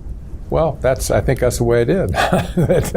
in Nazi Germany, especially when Hitler nixed the Technocracy organization, they just went, dive, and they went under the water, and they were still there the whole time. I think there was more than one submarine. Eugenics went under and came up molecular biology. It was like, they just take this little side route, and then we lose their trail. I think at one point it's Agenda 21. No one hears of Agenda 21 because you gave about 10 synonyms for it. How else is Agenda 21 known today as far as what are its synonyms? Yeah, you've got a number of things that spring from it, and I suppose my identification of technocracy has a lot to do with that, because you have to look at the bigger picture and how we got here to understand what really is a part and what isn't a part. But the original technocracy documents from the 30s had provisions for what they call functional sequences in governance, not government, governance, the management of society. A functional sequence was some common area in society that needs to be managed by a central authority. Healthcare would be a good example of a functional sequence. Manufacturing would be a functional sequence. Education they called a service sequence because it wasn't making anything, it was a service provided. But they specified all this stuff originally in the technocracy study course. And education, for instance, is a fundamental part of technocracy. They called it a system of continental conditioning. That was their view of education.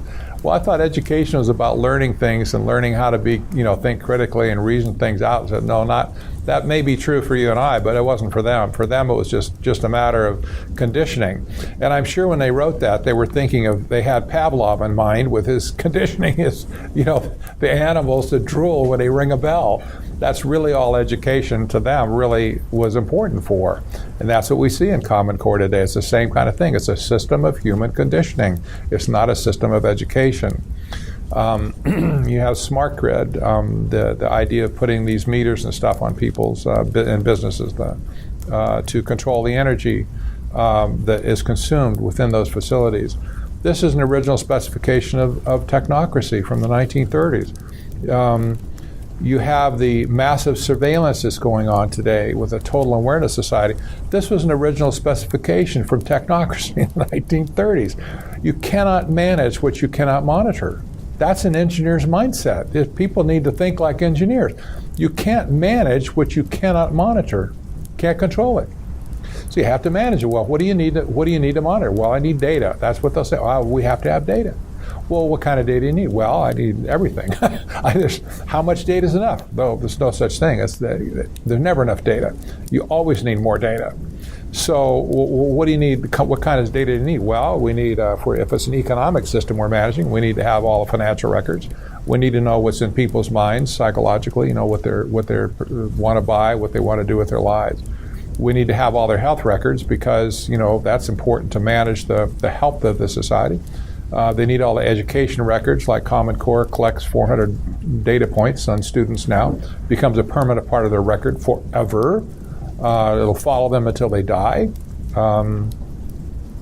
And you have public-private partnerships, which has flavors of fascism in it, but it's not quite, but it's flavors of it.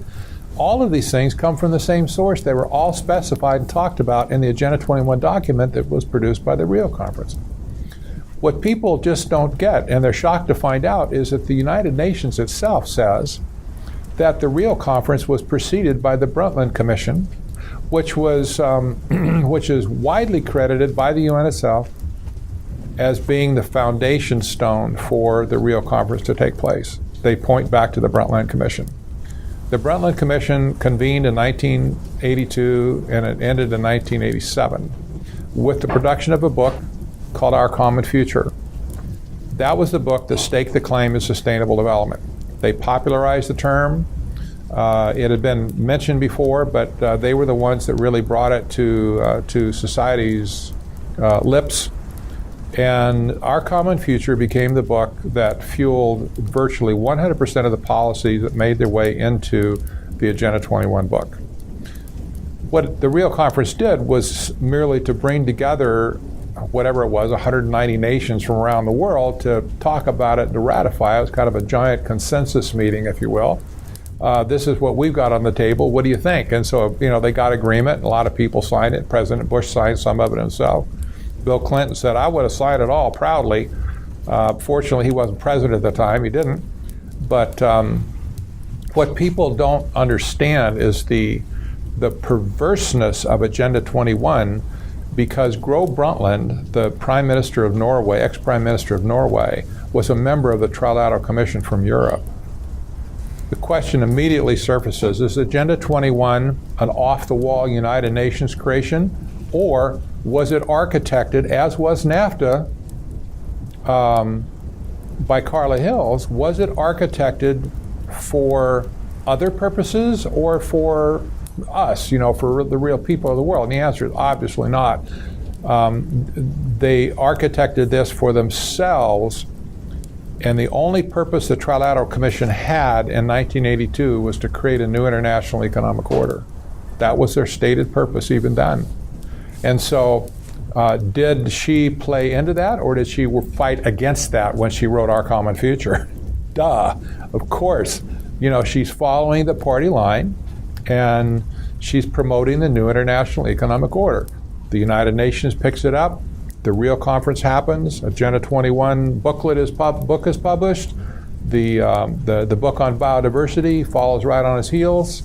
That's the practical implementation of Agenda 21 policies around the world.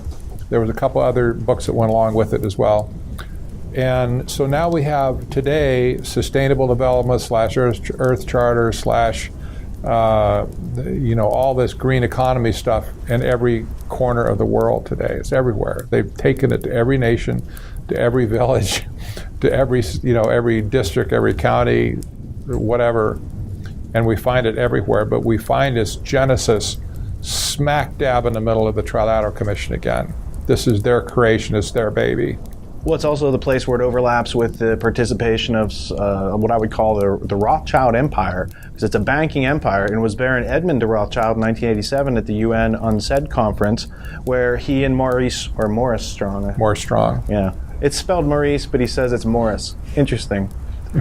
Those guys are. We'll call him Maurice. Yeah, I'll just call him Maurice. I'll just ignore it. Just like Morris Greenberg. So you got these characters that they're participating in this United Nations project. But clearly, if you understand the context of where Edmund de Rothschild's coming from, and where his interests lie, you see that this is a group of people who seek to have control, and it's kind of greed, run amok, and they're able to make up the rules using such words that it gives them pseudo-authority over the world, as long as people believe that. And that's what I think we're trying to get to. It's like these people have created an artificial construct, created these illusions so that we would say, oh yes, Agenda 21, that's the United Nations. We got to listen to that. They also say to disarm the country, and how would the Rockefellers benefit from individuals not being able to defend themselves? What happens then? I mean, what would you get down to? It's always been a struggle for freedom and prosperity versus tyranny and slavery, and people trying to plunder that production. So moving forward through that lens, that obviously the bankers have always found it profitable to put people at odds and to fund both sides. The rise of not only Edmund de Rothschild, the elder French banker, but David de Rothschild, who wrote the Agenda 21 kind of handbook to comic book it down for young people. That's the agenda being carried across many generations. I mean, so how would you describe that phenomenon? I mean, is that a hobby to these types of families to say, they just have these projects and we're watching sitcoms? Is that the difference in lifestyle? Yeah, I think even the bankers, maybe especially the bankers, whose expertise is money. That's That's their claim to fame. They don't make anything otherwise, but they know money. I'm sure they know money pretty well. And I have a feeling that the banking community globally understands that it was never, the way they were architecting it was never meant to be permanent. And that somewhere along the way there is an end to money as they know it. This is kind of hard to get your head around in a way, because you want to say, well, why would somebody like Rockefeller be fighting to destroy capitalism? I mean, isn't that going to destroy him too? Yeah, first of it, you think, well, it certainly would hurt him if he's figuring everything in terms of just money. And I'm sure the central bankers, that people are operating as central banks, families like the banking families, like the Rockefellers, like the Rothschilds, and so on. I expect they have a different view of wealth than you and I would.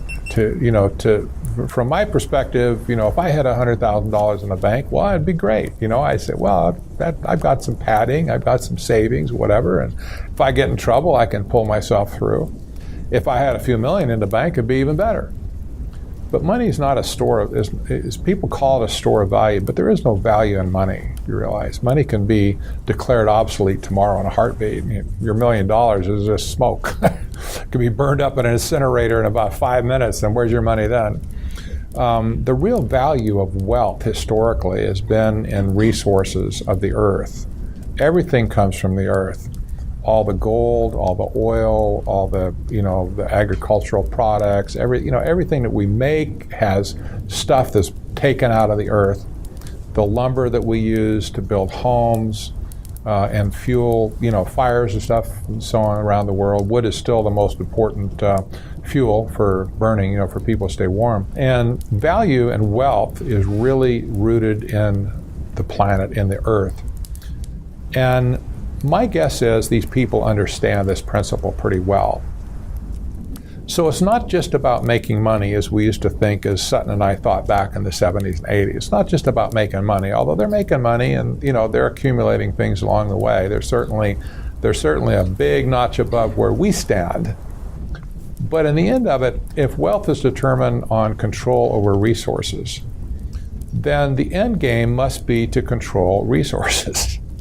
Not necessarily just have the money, just take away the money and say who actually has their hand on the resources of the world. All around the world today, the United Nations and governments are gobbling up land at a breakneck speed. That's true in the United States. It's true with United Nations heritage designations that are being applied to tracts of land all over the world. The Bureau of Land Management is still gobbling up land like there's no tomorrow. The Nature Conservancy is gobbling up land and selling it to the BLM for a profit. You've got the Park Service, setting land aside essentially under government control, closing off the gates so nobody can get into it, whatever. And people think, well, that's just for the save the environment.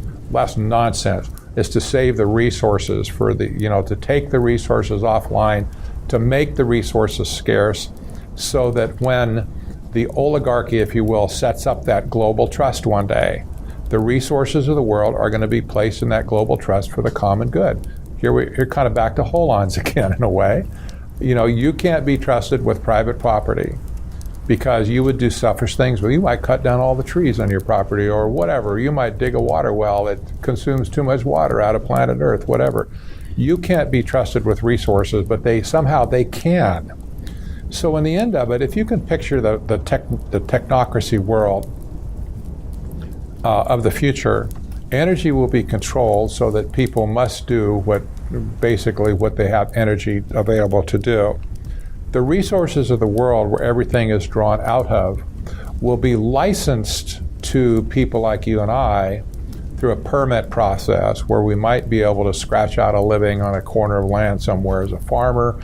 We might be a miner, we might be an oil driller, whatever, and we may or may not get licenses to do anything. This is essentially like the feudal system in the Dark Ages where the land barons owned everything and you had to squat on a piece of ground. If the guy liked you, he'd let you stay and farm out, maybe raise some hogs or something, and you'd give him 80% of what you made and you get the balance to keep your family alive if you could. This control over resources is clearly where everything is moving today. This is what sustainable development is all about. Twisting the resources out of the hands of the people and putting it into the hands of the elite. That's the scam in the simplest terms that I can describe. Getting the resources away from you and me and putting it into the hands of a global trust, trust organization. They never say who the trustees are going to be. History tells us exactly who it's going to be. It's going to be the people that set up the system. In other words, whoever implements technocracy is going to be the ones worthy to be the trustees of all the resources of the world. Heaven help the world. You were discussing the feudalistic concept and how it existed in Europe. What put an end to it? I mean, why don't we live into I'm sorry about that. Why don't we live into that environment today? What's the difference between America and Europe? Well, Europe was not always under the oppression of the European Union like they have today. Europe has always been a group of nations that didn't get along very well together, but they were typically still very nationalistic and proud of their nationality. The system of the general theory of liberty took at least 300 years to develop since the feudal society. It was a slow process. There were a number of people that came along during that time to write treatises of one kind or another about the value of liberty, the value of freedom, the value of self-determination, and so on. All of those documents historically, many of which came from Great Britain, by the way, those documents ended up in the culmination of our founding documents of the Declaration of Independence and our Constitution. All of that thinking went into it. We have one of the reasons that we have the expression of liberty and freedom that we've had in our country is specifically because of those 300 or 400 years of influence to get to where we could even write the Constitution. So it's a very slow, drawn-out process. I said in context of technocracy, if technocracy wins this battle and they implement it on a global basis, it will again take hundreds of years before, at least hundreds of years before the concept of freedom and liberty will surface again. It will take a very long time, maybe much longer than before. But it won't just come snapping back, and it's not going to be like, well, it's a fad, and they'll do it for 4 or 5 years, and then we'll go back to doing what we want to do. No, once they get control of the economic mechanism, they will have control virtually over life itself, and they'll be able to make the peoples of the world dance like puppets on a string. It reminded me of that H.G. Wells book, The Shape of Things to Come, that was made into Things to Come, the movie. And the movie is more powerful, in my opinion, than the book because a lot of those things ended up being developed. And I don't want to harp on H.G. Wells. I want to move back into Brzezinski. Now that you've described freedom and how it evolved very slowly and painfully out of feudalism, what does Brzezinski's book, Between Two Ages, America in the Technotronic Era, what is the Technotronic Era, and what is he trying to take us back to or take us out of? Well, he's trying to take us forward through the stepping stones of Marxism to arrive at this Technotronic Era. And I'll say up front, openly, that Brzezinski has been charged with being a Marxist or a communist many times over the years.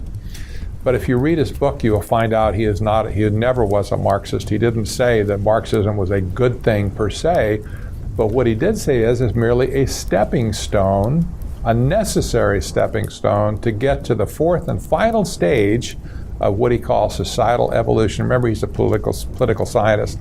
He talks in weird terms, but he talks about societal evolution. It's gone through these stages, these maturing process. Marxism was simply just one of those stepping stones, and we had to have it. But we have to get through it. And when we get through it, what we'll end up is with what he described as his Technotronic Era, and essentially that would be something very comparable to technocracy that we're talking about, where everything is managed by an elite, where technology is used to do the managing, In that sense, by the way, it's important to differentiate between a personal dictator, like you had, well, even like you had Adolf Hitler, or you had Nero, and in Rome. There were dictators where, if he said off with your head, well, your head was gone. That was just that simple. What the technocratic era does is it creates a system of control, not controlled necessarily by an individual, but the system is the controller of society. And this is what we see, this is what technocracy is all about, applying systems theory to sociological engineering, so that rules and regulations are put in place to be enforced by technology that will keep you in a channel that they want to keep you in. I use the example of go to your bank and try and get more than $300 out of the ATM machine. They just flat out won't do it. It'll tell you your daily limit is $300. You say, but I've got $100,000 in the bank. I want my money. Oh, sorry, can't get out of this ATM. You could go down the street to another branch of your bank and you put your card in. It knows you drew out the other one. It's going to say, oh, you already taken out your daily limit. Sorry, bub. And if you go inside the bank and ask for the teller just to give you some money, first she'll ask you what you want the money for. He says, none of your business. I want my money. If you get past that argument, she'll say, well, we really only have $3,000 in cash in our bank at any one time anymore. And that's true. The banks are not carrying cash anymore for large withdrawals. And so she will say something like, well, we can get the money here, but we'll have to call an armored truck and get it ordered in from another regional bank, and it may take anywhere from 3 days to 2 weeks to get that kind of money here. You say, well, I would really count on getting my money today. I thought I could just draw it out. You can't. See, regulations have been put in place that block you from doing stuff like that. And this is what's going to happen in the future in an increasing manner. Another good example I like to use in terms of carbon footprint is that once smart meters are in place and monitoring the power consumption of everybody's home, imagine your carbon footprint in your home being matched to things like, for instance, the no-fly list. Right now, it just consists of terrorists and stuff. People who they say are many people. I remember one time there was a 5-year-old child that was on a no-fly list. I said, "How the heck did that happen?" The kid never was nothing. He must not have paid his taxes. Must have done something wrong. Yeah, but if you can imagine. That you're kind of independent on your power usage, and so you use maybe 20% more than your neighbors just because you got the money, you can buy the power, whatever. But you go to buy a plane ticket to maybe to go visit somebody in Los Angeles, maybe somebody died in your family or whatever. I'm going to go to the funeral. And so you go online and make your plane reservation, and you put in your information or whatever, and it goes processing, and all of a sudden, a screen pops up and says, you're disallowed to buy the plane ticket. And you say, why? And it says you have exceeded your carbon footprint by 20%.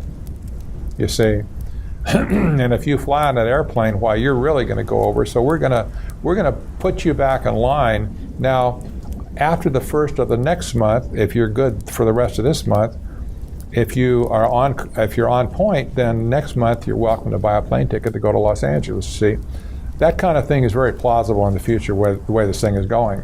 Al Gore even said just a few weeks ago, talking about climate change, as he always does, he called everybody that doesn't believe like him a denier. And he says deniers deserve to be punished. That's what he said. He used the word punished.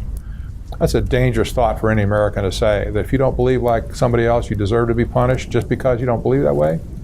But see, this mentality is hooked into the mindset of technocrats. This is the way they think. If you don't believe the way they believe and do what they say, you deserve to be punished.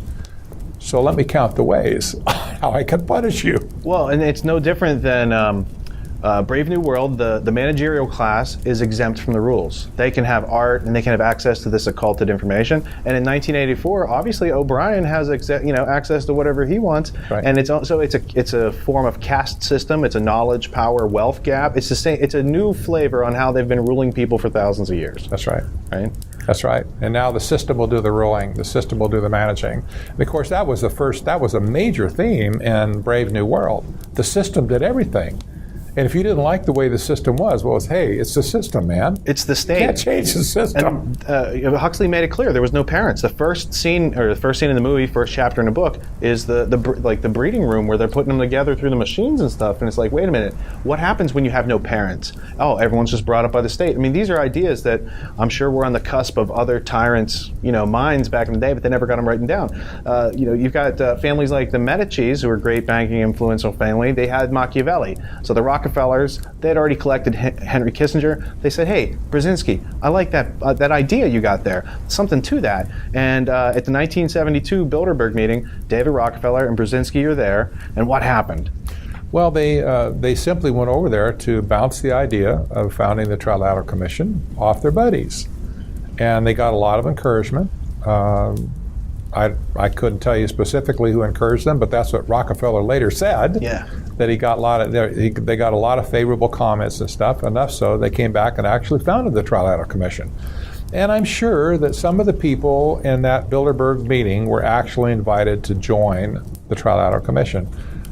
That mostly would have been the European component, probably, because the Bilderbergs met in Europe. There were some Americans there as well. Probably people like Henry Kissinger there, for instance. He was an early member of the Trilateral Commission. So there would have been some Americans as well. My guess is Rockefeller already talked to some of them about, hey, if I start this, would you join? Become one of the charter members, if you will.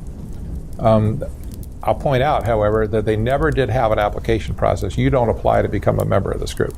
It's run like a fraternity, where you have pledge week, so to speak, and everybody goes to the parties, and you hope, if you want to get into a particular fraternity, you hope somebody from that fraternity comes up and taps you on the shoulder and says, come with me. And then they put you through rush week to actually join, or a candidating process to join the fraternity. That's the way it is. They have an executive committee that meets and discusses who they want to invite to be members. And you obviously are identified as a 100% game player, on their side before you're invited to join. Otherwise, I'm sure they can invite you to go disjoin. It's not get out. If you turn against them, you're probably not going to last. But this process has been used since day one, and the Trilateral Commission itself has written about that, and that's their standard procedure for inducting new members. How did Jimmy Carter come to be president? Through the Trilateral Commission? Later, after the Carter presidency, Brzezinski himself wrote that it was he who picked Jimmy Carter as a candidate early on. There was some risk in it, I suppose, that somebody else could have gotten the presidency, but he did. And Brzezinski became the first NSA, the National Security Advisor. But Brzezinski bragged about educating Carter and everything that he needed to know about foreign policy and about the economic policy of the world, which was administered through the State Department primarily. And Carter and Mondale both were members of the Trilateral Commission by the time they ran for office. Carter came into office as being the poor boy peanut farmer from Georgia. Aw shucks, ma. Not knowing anybody in Washington, he said, I'm so disconnected, I don't know what I'll do. And most importantly, he said, I'll never lie to you. He said, that was a big campaign promise. I'll never lie to you. I don't think he ever told the truth. In fact, that's all he could do is lie, kind of like somebody else I know in a modern context, but won't mention any names. But Carter immediately proceeded to appoint members of the Trilateral Commission to his cabinet, to top State Department posts. And at one point, he had almost 1/3 of the entire U.S. membership involved in his administration. That's a lot of people. Talk about undue influence. Yeah. Well, considering there's only I think about 90 people from the United States in the commission at that time, 1/3 is a lot. And at one point, all but one member of his cabinet was not a member of the Trilateral Commission. All the rest of them were. So immediately, the Trilateral Commission had undue influence in the executive branch, and it wouldn't have mattered what organization they came from, I suppose. If they had come from the YMCA, I would have been concerned. It's like, wait a minute, that's statistically impossible. If you're picking people just kind of from society in general, you can't come up with that many people from the same narrow organization. I don't care who they are. And the fact that they had an established agenda was even of greater concern. And here you have an international group meeting in plenary sessions to hammer out policies. And they vote on the policies that they're going to take back to the respective countries. And then this group from America comes back and implements these policies in our country without any public involvement whatsoever, without the involvement of Congress, and they just do it. It's like, what gives them the right to do this? See, this was a hijacking, literally, of the American government, of the executive branch. But it was not a political coup, even though it involves a political system. You say, why did they want control of the executive branch of the American government? Well, the executive branch was the mover, shaker, and driver of the global economy. Period. We were the superpower. And there was no country that had the influence that we had on global economics and global policy other than the United States. They wanted to get control of that engine of economic process so that they could create their new international economic order. That was their stated purpose.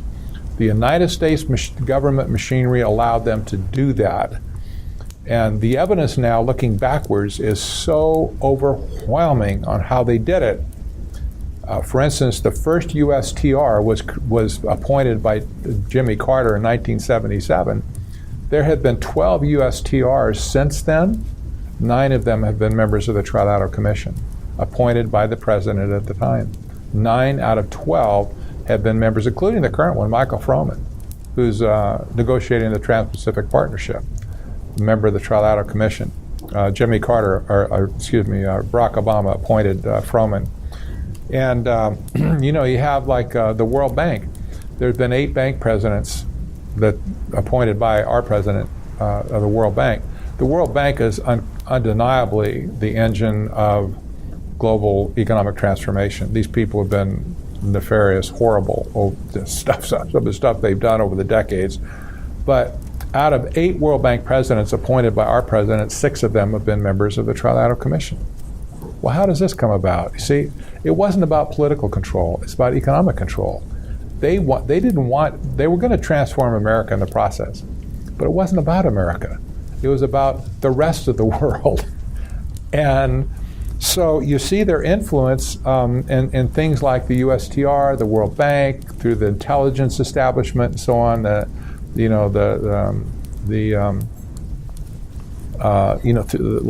National Security Advisor, and so on. The NSA, by the way, is a position in government. He's the gatekeeper to the president. Personally, I think it's the second most powerful position in the government, because he's able to limit information as well as give information to the president. So if you have somebody that has an agenda to hide, deceive, or whatever, the NSA is the one that has the ability to do it. And so, we see over a period of time, the NSAs, I think there's been 17 of them since Carter. Out of 17, 10 of them have been members of the Trilateral Commission. That's statistically impossible if you just figure they're going to pick it out of 300 million people in our country. It says they want to control that gate. Yes. That gateway. That's right. They want to control that mechanism. So they've had domination of the economic machinery that's been used to transform the world towards this system of technocracy. What happens to trilateral members if they join the United States government? Well, they put them on a holding list. They say this is actually on their membership list. They say former members in public service. And after they're done with public service, then they just go back on the main list again, by and large. So yeah, it's kind of a sham. I mean, they all, if you question any of them in office, they would say, oh, well, nobody that's in office can belong to the Trilateral Commission. So they just put them on another part of their list, former members in public service. But they don't have any association, you understand, while they're in public office. It's pretty thin. What's the difference between a Trilateral Commission and an ISIS training camp? Well, Al-Qaeda. Yeah, sorry. Yeah, in one sense, there's not a lot of difference, but still, it's the idea is a few people taking their ideas and shoving it down other people's throat. Can you tell me a little bit about the trilateral publication, The Crisis in Democracy? Wow, specifically? It doesn't have to be specific, just its role in history, because it was one of the early papers floated out there. Specifically, it's been a long time since I reviewed Crisis in Democracy, but the effect that it had was that that democracy as a political institution was outdated and it needed to be replaced. They didn't say exactly how it would be replaced, but Brzezinski wrote about this in his book Between Two Ages too. He said that the nation state is really being controlled by actors that are the banks and the banksters and the multinational corporations, not the Congress made up of 600 odd people. And these people really believe that democracy and that the republic form of government was completely outmoded for the coming technotronic era. And that was one book that just chipped away at those foundations. And we still see the same philosophy today. Nation state is bad. If you're a kind of a nation stater today, why you're likely to be labeled a nativist. That's the term of derision for people who. Well, you're a nativist. Well, what the heck? What does that mean? Well, I don't know. I'm a native here, I guess. Is there any evidence that the Trilateral Commission seeks to suppress news at its source? Well, they've done that pretty effectively over the decades. There were many members of the Trilateral Commission in the early days that were allowed to go to the meetings, but they were not allowed to disseminate information on what happened in the meetings. Like Time Magazine, for instance, Hedley Donovan was a member of the Trilateral Commission. He was the chairman, he was the head of Time. You've had people from New York Times, from the major news networks, from Wall Street Journal, instrumental people in the media. Fareed Zakaria right now is a member of the Trilateral Commission. He's been busted for plagiarism 3 or 4 times. Somehow he's still on CNN. I don't know how this works, but he's a member of the Trilateral Commission, and he likes to interview all of his trilateral cronies on his program. So Rockefeller bragged about the media in 1998 in his book, and he thanked the media for being very discreet over the decades to not release the core goals. That's why they viewed Sutton as such a threat, by the way, because Sutton caught on to this game and was exposing it left and right, and they didn't want that. It was too early. And it may be, interesting enough, it may be that today I might not get any resistance whatsoever because they figure, hey, the horse is out of the barn, guys. We don't care what you say now. We don't care who knows. So.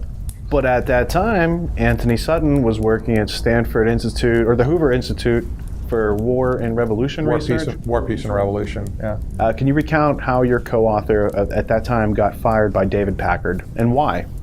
Well, according to Tony, the research that he was doing was zeroing in on this group. He was, and you remember his backdrop, what his claim to fame was, he literally wrote the book on the transfer of technology from the West to the East.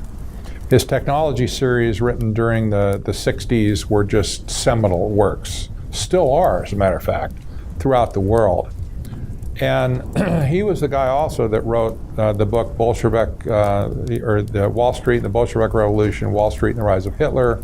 And he documented totally how the Wall Street crowd had supported and aided and abetted and enabled these movements, these revolutions that take place in Nazi Germany to take place.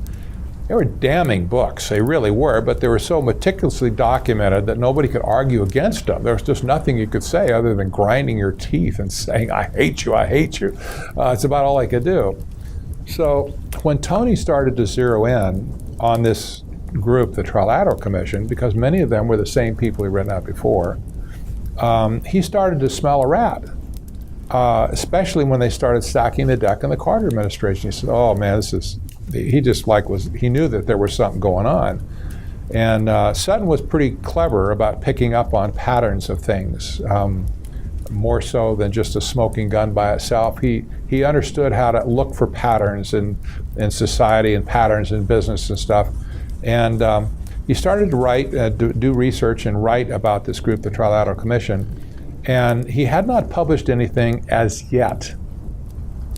But David Packard picked up on his research, because word got around. And Packard was a member of the Trilateral Commission. That was David Packard that founded Hewlett-Packard, by the way, a giant electronic company. And, Packard, I'm sure, consulted with other people maybe in the organization, but said basically Sutton has to go. If we cut him off at the knees and force him out on the street, he'll no longer have access to research facilities like the quality of which we have at the Hoover Institution, which is worth a gold mine to somebody like Sutton. Yeah. Nor will he have access to publishing any books, because we're not going to put our imprimatur on his books. And so, he basically, as a scholar, his life was just done. And very clever on their part to see the threat that Sutton posed early on and get rid of him.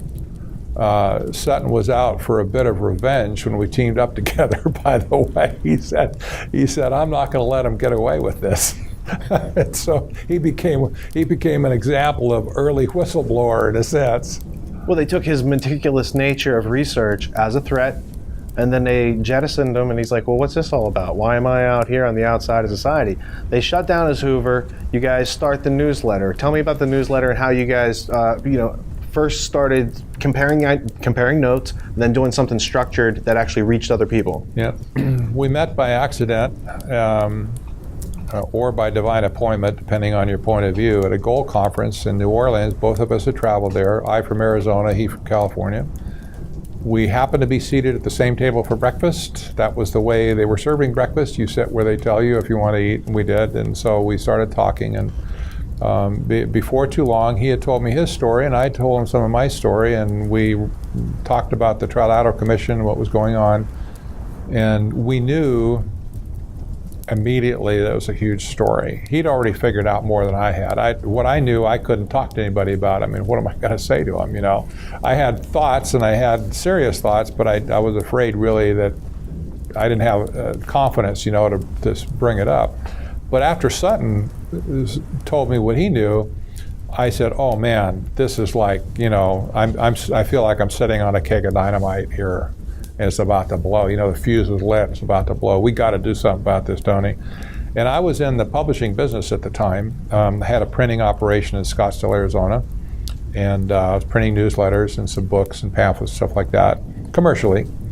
And Tony was a guy who had all the thoughts, and he needed somebody to publish for him. So I said, look, let's do a newsletter together. Let's start it. Let's call it Trilateral Observer. And he said, that's a great idea. Let's do it. We shook hands, and that's how we began. I said, we're going to do this. So he started writing. I started getting the presses ready, designing the newsletter, whatever. And we marketed by direct mail. And at one point we had several thousand subscribers to it. Of course, we couldn't do it for free. We weren't rich, neither of us were. But we sold the newsletter for a reasonable amount. And we did enough research over a period of about a little over a year where we had enough material to publish our first book, which became Trilaterals over Washington, Volume 1. And then later, a couple years later, we did Volume 2 on the same basis. What's the status of Volume 3? Volume 3 is all contained in Technocracy Rising. That's everything you need to know. I would have loved to have titled it Trilaterals over Washington, Volume 3. But in the context that this is a global issue now, it's not appropriate. Everybody in the world is in the same boat. And it's interesting that of the first purchasers of Technocracy Rising, I was shocked to find people in Australia buying the book. I don't know anybody else. Never been to Australia. New Zealand, Brazil, Argentina, Denmark, Great Britain, Germany, Ireland. All these countries start popping up on our order sheet. I'm thinking, what on earth is going on here? There's people watching this topic all over the world, and they caught wind of Technocracy Rising, and they gobbled up the book because, and this is kind of a sad footnote to this, all these different countries are looking to us to save the world.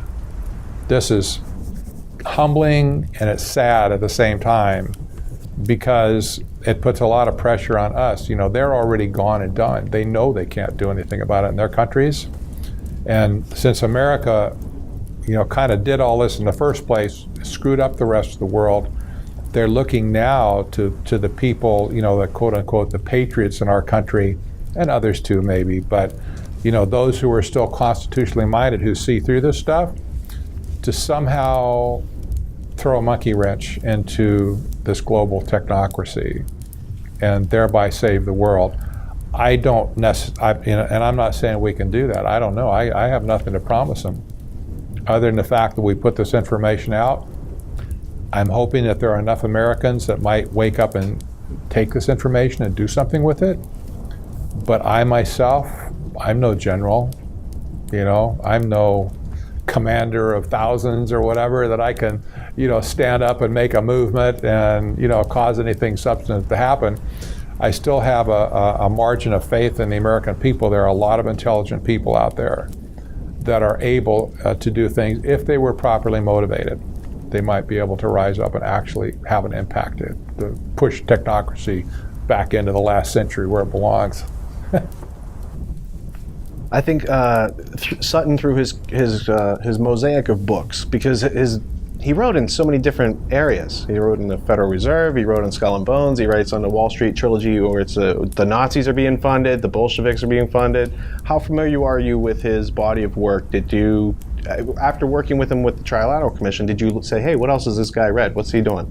No, we talked about everything he ever wrote about in some detail, and Tony's writings were all economically minded, every one of them. That's what got him on to the, to the Bolshevik Revolution issue. It was an economic issue. They were making money. Wall Street people were making money on it, so he understood it in those terms.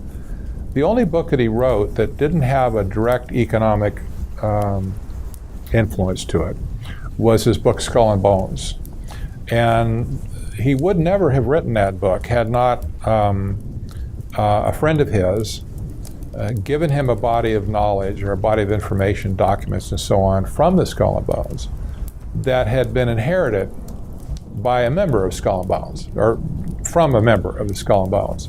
They saved all their documents and stuff in a lockbox. This person ended up inheriting them. It scared that person a little bit, saying, what am I going to do with this? And so the documents got offered to Tony. He said, would you like to have all these secret documents on Skull and Bones? And he said, well, yeah, I'd love to look at it. And he did. And he immediately saw a book in it. But it didn't have an economic influence at the beginning. It was just something he felt like needed to be written about. And it, quite honestly, is something you can make a buck on. It was something nobody had written on. And he thought, oh, there's a story here. I'll write it. And he did.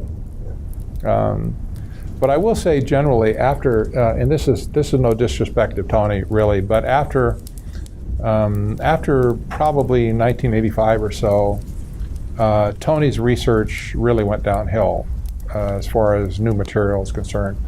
It wasn't all his fault because research takes money.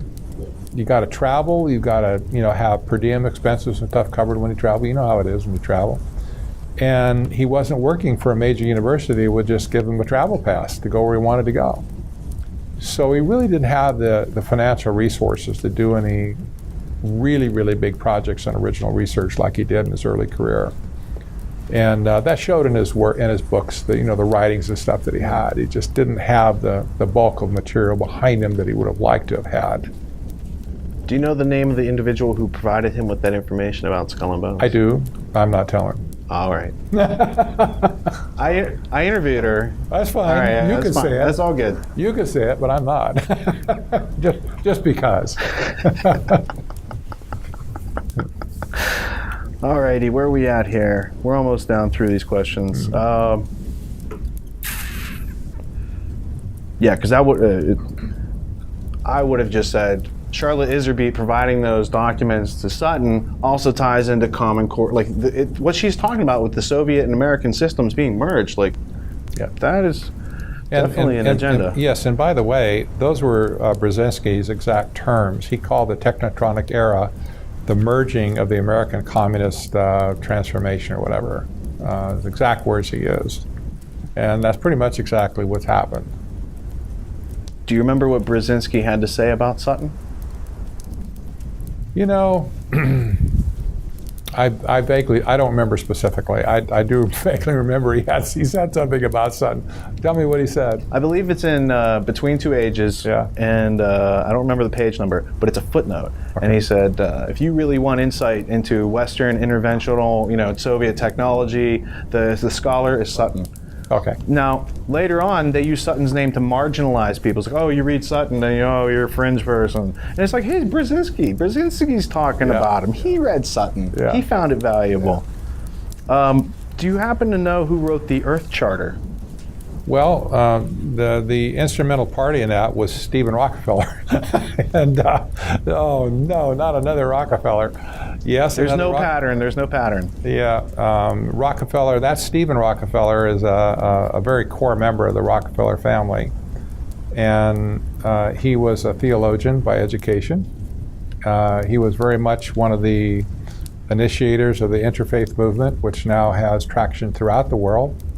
And the fact that all of the major denominations of the world today have gone green, I think we can probably safely say that Stephen Rockefeller somewhere had a hand in that in almost every case.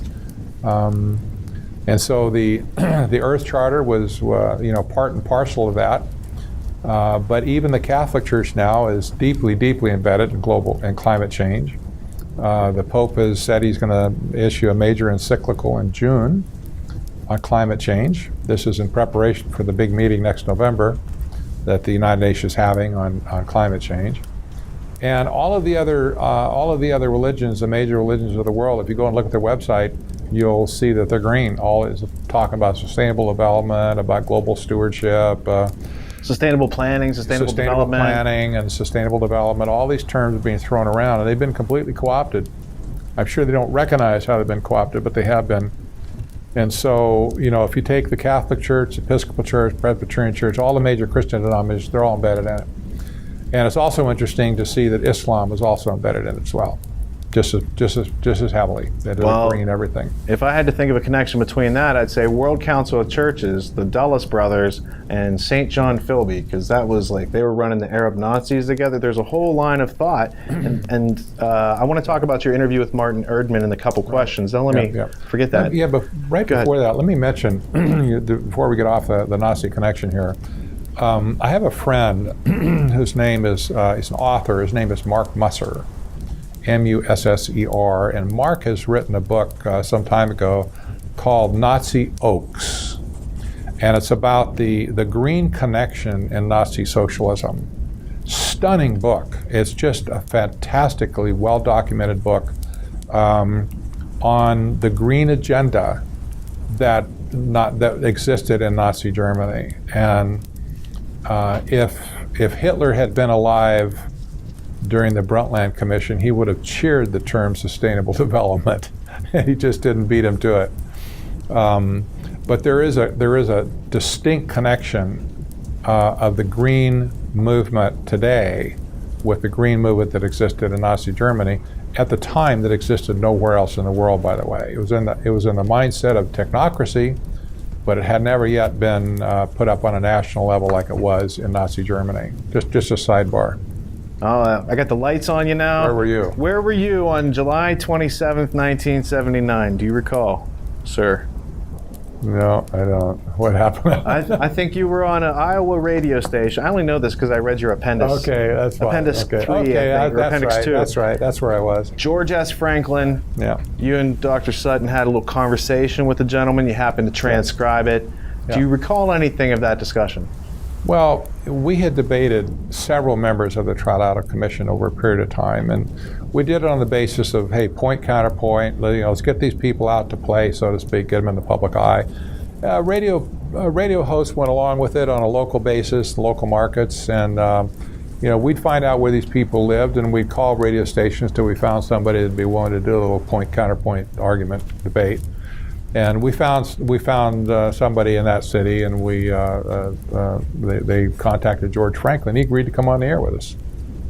And Sutton was on remotely by phone. I was on remotely by phone, and I think Franklin was as well. And we had a long discussion about trilateralism. We asked him questions. He evaded almost every one. But it certainly revealed a mindset that was the reason we transcribed it, because it totally revealed this paternalistic mindset. Like, run along, little boy. You're asking childish questions, sort of thing. And either you're not equipped to understand our sophisticated answers, or maybe you just shouldn't ask that question in the first place. So all the substantive questions we asked him, he dodged.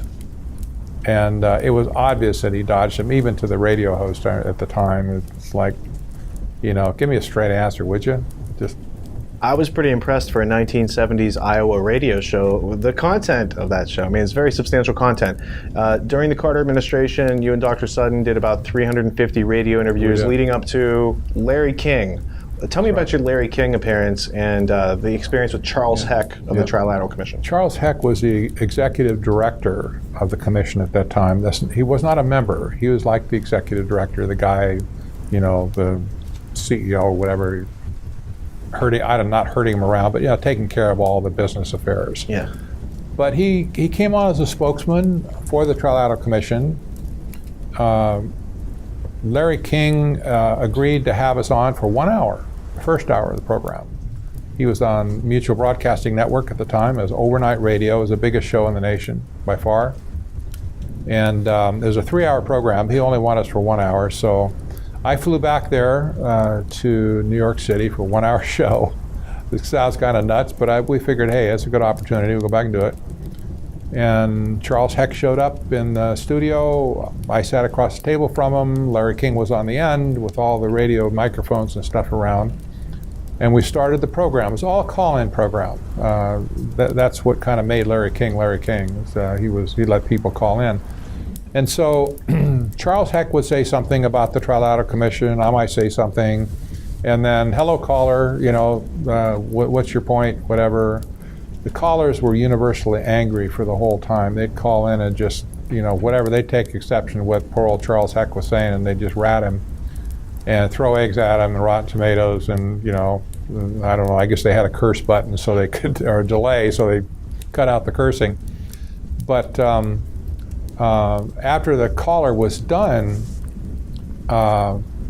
it afforded me an opportunity to set the record straight that the caller invariably would have either bad information or it was skewed information. I said, well, it's not quite like that. It's really like this.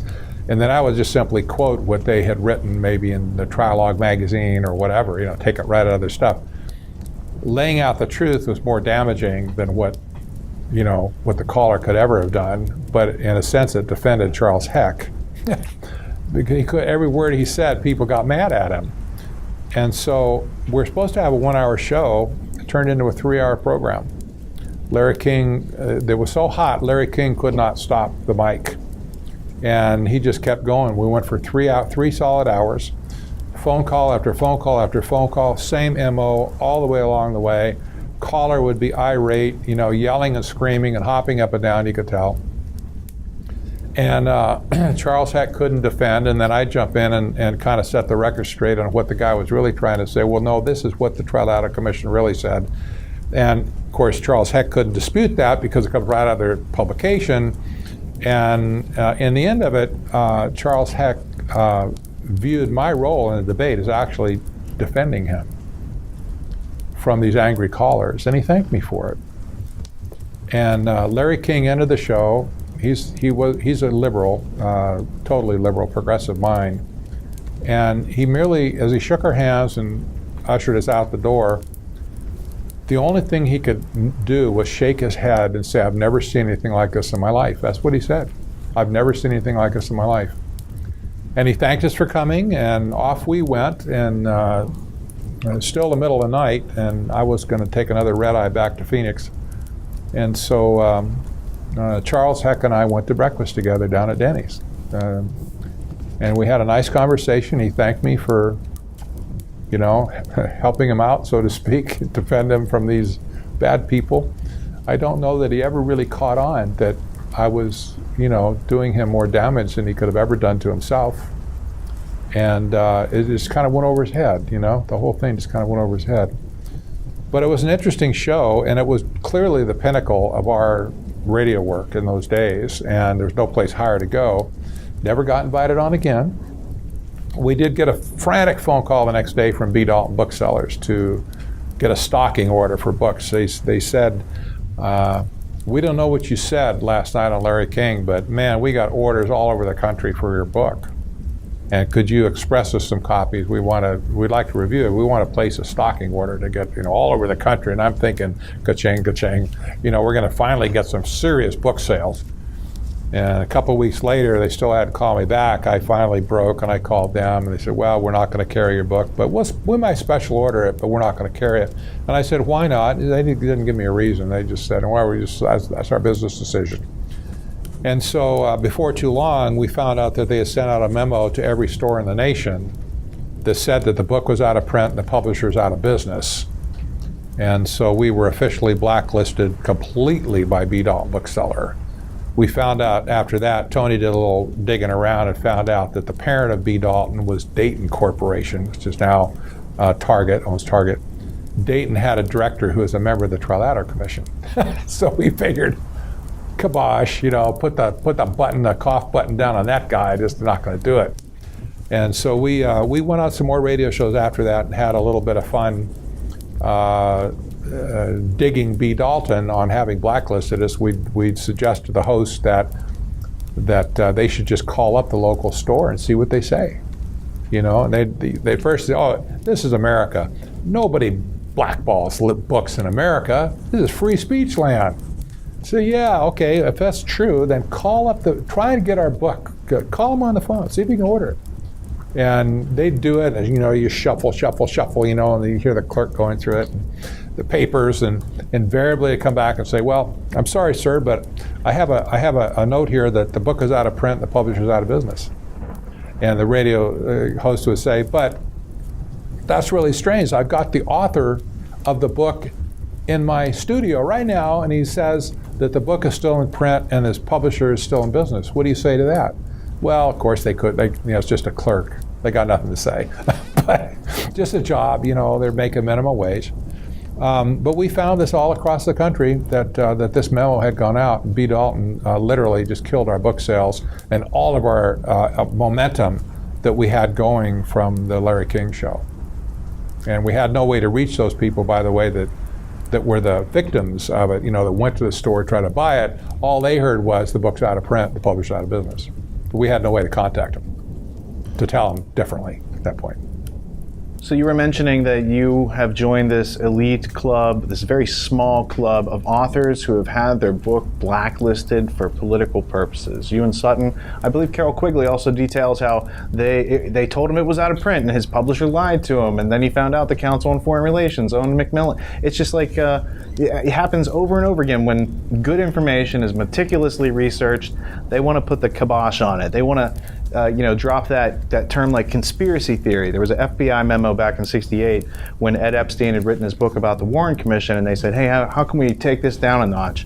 And they're like, use this term conspiracy theorist. They did something different with you guys. They focused a popular situational comedy, Barney Miller, and they had this up-and-coming actor, Jeffrey Tambor, talk about the Trilateral Commission. How accurate is what they put in that script to reality? It was very, very accurate. They dropped out a few pieces of information. They did mention Zbigniew Brzezinski's name as being a co-founder of the Trilateral Commission, but they did mention David Rockefeller, and they lampooned him, so to speak, as being the big global dictator wannabe, bugaboo, whatever. And but by and large, the guy's claims were pretty accurate. And if they were not accurate, there would be no ability to discredit our work, because it was almost like they took some of our work verbatim and put it in this guy's mouth. But it made fun of this guy that was complaining about the Trilateral Commission and just, joked around and says, well, that's ridiculous, it's a, wild tinfoil hat conspiracy-oriented people. We had a number of attacks like that, though. That was one that came through Hollywood, which is really interesting. But we had others as well. The criticism was always that people criticizing the Trilateral Commission are either far left or far right. Weirdos, like Hillary Clinton says, the vast right-wing conspiracy. Nothing could be further from the truth, but they always declared themselves to be the moderate middle, bar none.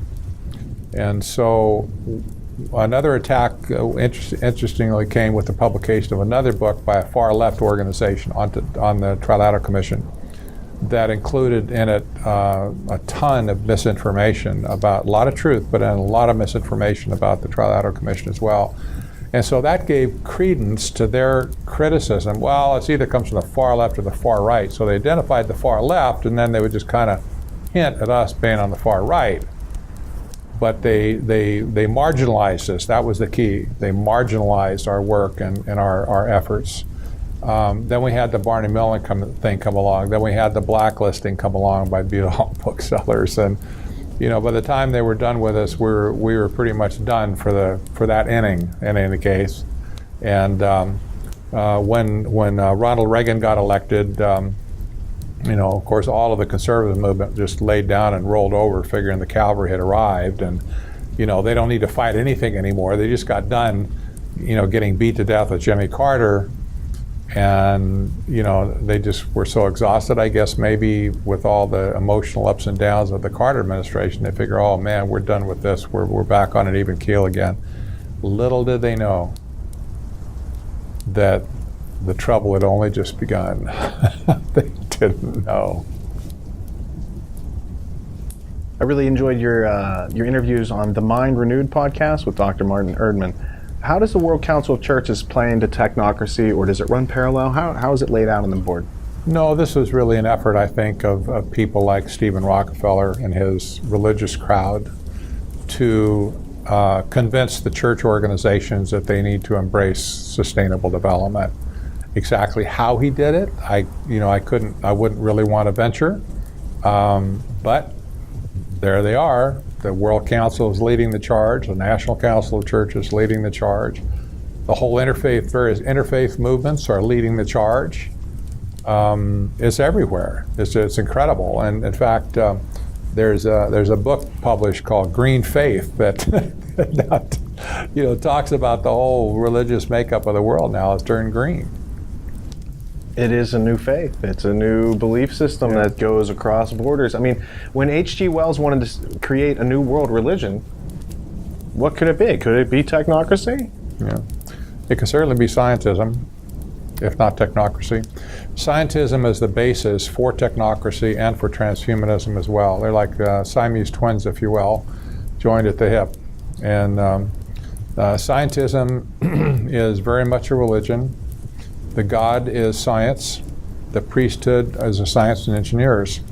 And in a very real sense, the priests climb up the mountain of science, listen carefully into the volcano, whatever, to hear what science is saying. And then they come down and they share that with the rest of us who don't get the privilege of seeing for ourselves what science had to say or the documentation for whether it's truthful or not. But they come down the mountain and they say, well, and I might say they come down the mountain with the tablets, inscribed with whatever we need to do. And they say, thus saith the God of science. You will do this or that. And the people go, are you sure that's what the God of science said? Yep, we're sure. Hey, don't question us. We're the priesthood here, man. You didn't go up the mountain.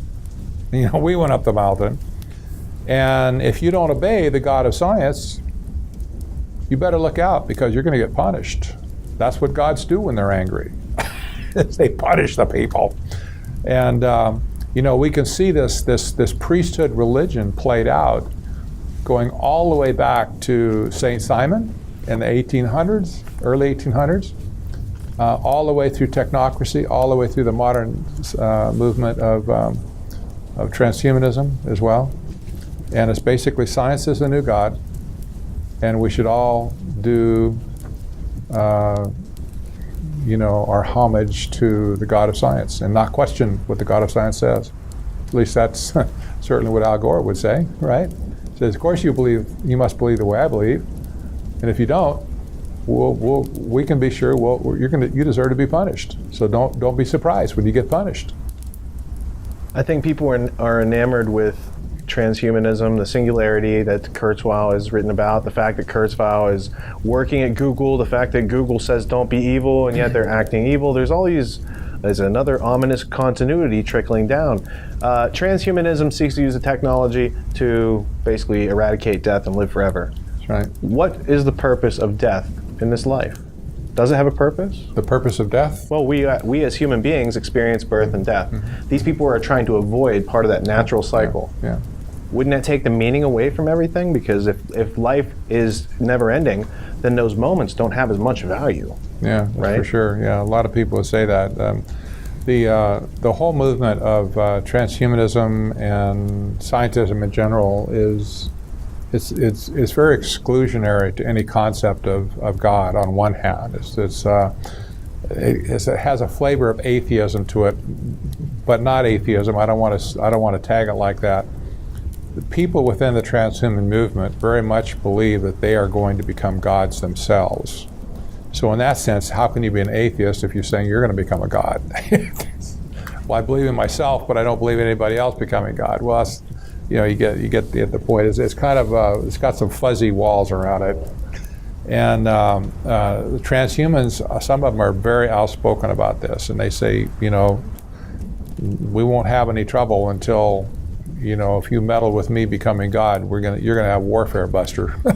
And it's radical stuff, to hear them say stuff like that, but they do, and this competes with the whole concept of God, at least the God of the Bible, the God of creation, and also the fall of man that prescribed that death would be a feature of mankind, until God wraps up history at some time in the future. The Bible says, New Testament says very clearly, it's appointed for a man once to die, and then comes the judgment. That's the way God appointed things, and these people are making an end run around, what the God of the Bible says, and so, okay, fine.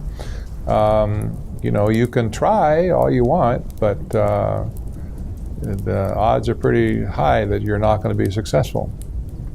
That's an interesting point, because it brings the notion that the mass surveillance society is competing with God. They're saying, no, we can be the overseer of everything. We can be the master. So what are the parallels that you see between the GCHQ, NSA, building these huge data farms to store everybody's everything for basically forever? Yeah. This is an expression and a necessity. It's an expression of technocracy. It's a necessity for technocracy to operate. They must have a monitoring system in place in order to engineer the social engine, the social mechanism. I don't put any other criteria on collecting data other than that. And here's my proof, or here's my reasoning on it anyway. The intelligence community in America was completely revamped in 2005 by George W. Bush.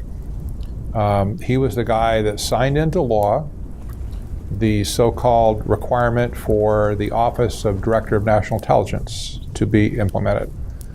The ODNI would take authority and control over all 17 agencies of the country, intelligence agencies. He received line item budget control over every agency. He was charged with restructuring the agencies to all work together as one. And he was given incredible powers to orchestrate all these changes in our intelligence system. Well, it's interesting that the legislation that was presented to Congress to authorize the president to do this, was sponsored by Dianne Feinstein and Jay Rockefeller, both of whom were members of the Trilateral Commission. Interesting. And then George Bush said, that's a great idea, whatever. He didn't veto it. And he established the office of the ODNI, or the DNI, Director of National Intelligence. The first person that he assigned to that super important role was John Negroponte. You can say a lot about John Negroponte in a bad sense, stuff he did in South America, whatever. He's always had a cloud around his head on bad stuff he's done. Pushing all that aside, John Negroponte was a member of the Trilateral Commission. So here you have the law was proposed by members of the Trilateral Commission. The position was filled by a member of the Trilateral Commission. And so when the whole intelligence network of our nation got reorganized, who did it? Who was the one responsible for doing it? A Trilateral Commission member. In other words, did they orchestrate the intelligence community to serve the American people in any way, shape, or form? Or did they do it to serve themselves? And if they did, what was the purpose? We've already established the purpose to create a new international economic order as technocracy. We've already done that. We don't have to lay that groundwork again. But the DNI became singularly responsible for every intelligence agency. In fact, I found documentation that refers to the NSA merely as an agent of the DNI. Yeah. That changes everything. That means the NSA is not a rogue organization. It means it's completely co-opted into the authority of the DNI, who's calling all the shots, who have been members of the Trilateral Commission. You see, they're setting up their monitoring network, is what they're doing for the whole system, not just here but around the world as well. And this is unmistakably a trilateral operation that we have going on right here. And seeing it in that context makes a lot of difference in understanding how close we are to implementing technocracy. And coming from a computer background myself and professionally, as I understand it, what I can tell you is they become very good at collecting information, vacuuming it up from all parts of society. You've got Obamacare, you've got Common Core sucking up information on the kids. You've got all of the other, all the financial records, the co-opting of telephone calls, of emails, all that kind of stuff. It's all going in a master database. They've learned how to collect things very well. All the fusion centers around the country are collecting information. They've learned how to collect it and store it. But computer technology has grown in that area. The collection and data storage has grown radically in the last 10 years. What has not grown is their ability to analyze the data. We can say thank goodness for that. They don't have the horsepower nor the software available yet to appropriately analyze all the data they're collecting at a breakneck speed. However, it's estimated by their own admission, 3 to 5 years they're going to solve that problem, where they will have enough artificial intelligence, computing power, enough supercomputer power. And it's not just the issue of analyzing a given body of data, but it's moving the data from the storage devices into the CPUs to process. That moving that's the bottleneck right now, is moving the data from one place to another and then putting it back again, if necessary. But they're 3 to 5 years now away from having the processing power to analyze that data to tell them what it means. Then we're in trouble. We're in big trouble. In Miami, just this last week, they're implementing a pre-crime division. Mm-hmm. Think in terms of the movie Minority Report. This is scary stuff. Yeah, they see someone do a Google search on their iPhone, they go to a store and buy a hammer or whatever, and the next thing you know, they're like, hey, this is pre-crime, because the artificial intelligence is using time series analysis and sucking in everybody's everything, learning everyone's patterns, and when it sees you deviate from the pattern, it sends an alert to someone's cell phone. And it's very rudimentary at this point, granted, but even according to Kurzweil's theory of processing capacity and memory doubles about every 18 months, they're not very far away from having the capacity and the algorithms, programs, to analyze the data pretty much in a real-time fashion. Right. And when that happens, life is going to change in our country for the worse. And this is an expression of technocracy. It's an expression of the Trilateral Commission hegemony over our country for the last 40 years. What you mentioned earlier about Negroponte made me think about their pedigree. Like, where does a guy like Negroponte, how does he get to be in that position? Well, he was in Yale. He graduated Yale. His brother went to Les Rosés, which was the School of Kings in Switzerland, where, like, other kings get schooled, right? So his family is like technocrats / royalty, and he was in a secret society. It wasn't Skull and Bones. I think maybe it was Scroll and Key with Porter Goss and William H.T. Bucky Bush. And those guys had a rise to fame after 9/11. Porter Goss definitely had a rise to fame. Negroponte definitely had a rise to fame. And Bucky Bush is a war prophet here. So it's not just the Trilateral Commission. There's the Yale. There's the layering of how they make someone who joins the Trilateral or who gets chosen by the Trilateral Commission members, right? And so I think that what you have is a pedigree being built through university and then membership in a club like the CFR Bilderberg. And then if you do really good in there and you keep your mouth shut, then you can be in the Trilateral Commission. And if you do really good, they'll let you out of that and you can be in government. And I can't help but notice Zbigniew Brzezinski today is an advisor to our current so-called president. Do you have any comment on that ominous continuity there? Mm-hmm. Absolutely. And he bragged about it, that he was foreign policy advisor for Barack Hussein Obama. Yeah, makes you wonder, how come they keep showing up, at every turn, they keep showing up. That's not by accident. I asked a math guy one time, a math PhD, is it possible to calculate any odds of this small organization having this much influence over government over a period of 40 years? He said it's incalculable. There's no computer on earth that can calculate the odds. So what does that mean? It means it's on purpose. That's all. It's a rigged game. It means it's a rigged game. They took over, they hijacked our executive branch in 1976, period of the subject. They have not let go ever since. Every administration has been dominated by these people, and they've used their positions to push forward their agenda of an interdependent world and of a new international economic order. That's it. And we now know that the new international economic order is pure, unadulterated technocracy from the 1930s. I'd also like to mention at this point just an observation about the global elite. These people, in my estimation, are really pedestrian academics at best. They have never come up with an original idea of their own. They have to hijack other people's ideas to, to get whatever advantage they can. That was the case with technocracy. It was not their idea at all. Although they might make it seem like it wasn't their idea. We go back, goes way back.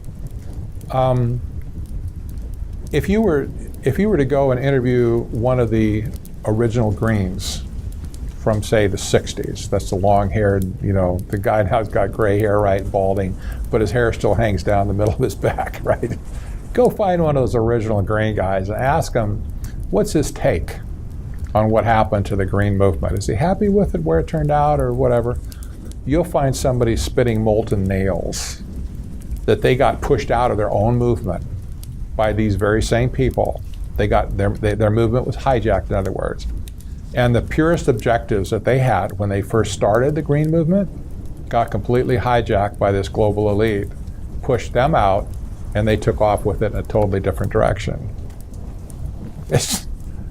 Sounds like what happened with technocracy. Yeah, they're hijackers. That's right. All. They take whatever idea suits them to push forward their agenda, and they use it to whatever advantage they can. But it doesn't speak too well for their overall intellectual capabilities, does it? Not too well. Yeah. Do you think the idea of the panopticon had any influence on technocracy as it's being used today? I don't know that it did per se. I mean, conceptually, the idea of being watched is, Yeah. I mean, it's monitoring the population. However, in this case, it's monitoring the population automatically, systematically, using system theory and algorithms rather than people. So theoretically, if the system is set up properly in the future, no individual person needs to put his eyeballs on you to see if you're behaving. The computer will take care of you. If you're misbehaving, the computer will redirect you and rechannel you. It has already been programmed with the patterns of people who are misbehaving, and if you match that pattern, Yeah, that's and basically the system will move to correct your behavior. And if you continue to move outside the bounds, then perhaps an individual might get involved, and you might get a knock on the door.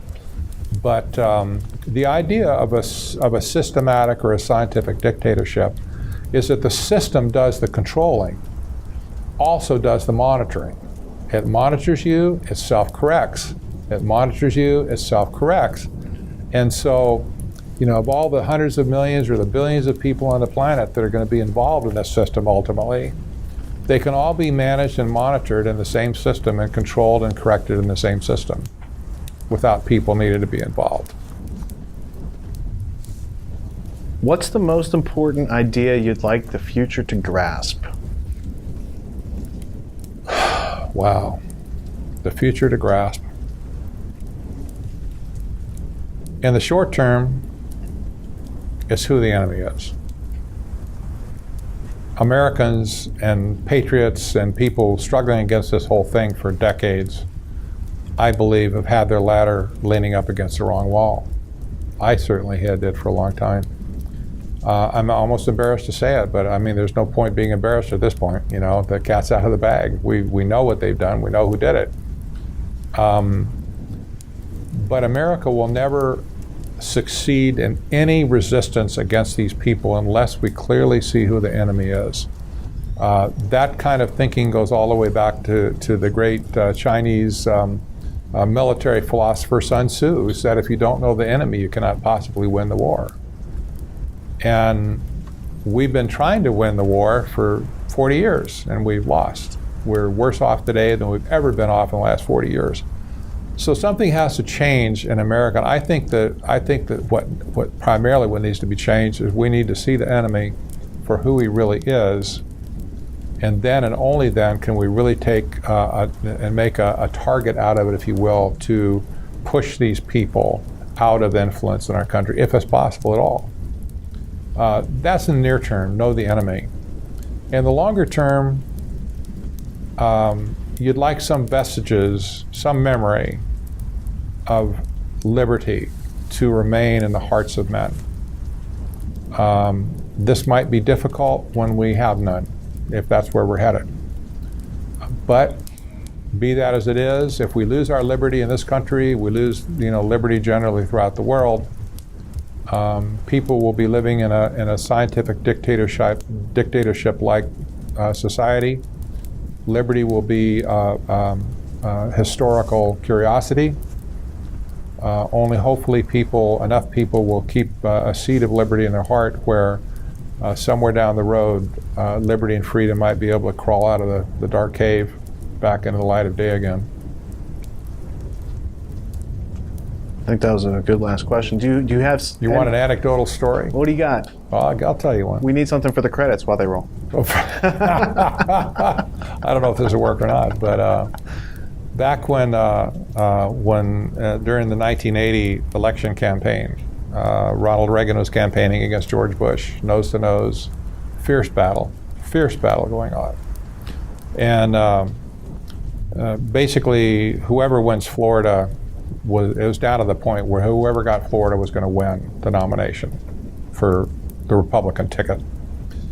And George Bush was campaigning and stumping in Florida like crazy. It was getting down to the wire for the. If he didn't win Florida, he was out. And people had been dogging him in the campaign speeches he was making with our book Trilateral over Washington. And you know how distinctive the colors are, red and white. It's very easy to spot from even 100 yards away. And people were holding his book up in meetings, when he'd speak, and ask him, "Are you a member of the Trilateral Commission?"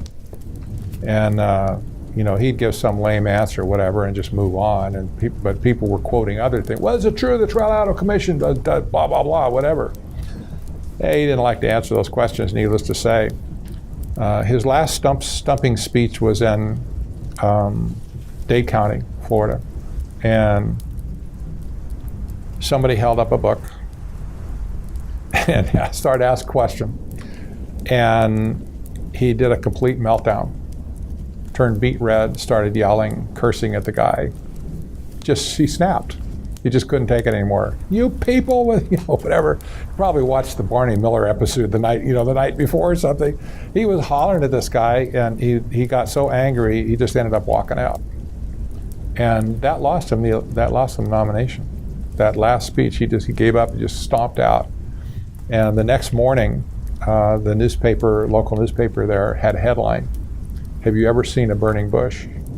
That's priceless.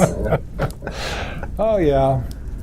But you know what? Barney Miller was right, because when it got to the Republican the RNC, at the convention, Bush was not expected to even be water boy at that point. He was totally discredited. And everybody universally said, "Man, this guy's not, he's out. Thank God he's out of the whole thing." Henry Kissinger waltzed in, essentially, at the convention and strong-armed the Reagan team and says, "It's going to be Bush." As a member, the member of the Trilateral Commission, it's going to be Bush. And lo and behold, flip-flop, it's Reagan-Bush. Wow. And that's how Bush got in. Just that simple. The big boys came in and said, this is it, folks. You take them or else you won't like the outcome. So that continued the trilateral legacy right through the Bush administration, and through Clinton and Gore, and through Bush Jr. and with Dick Cheney.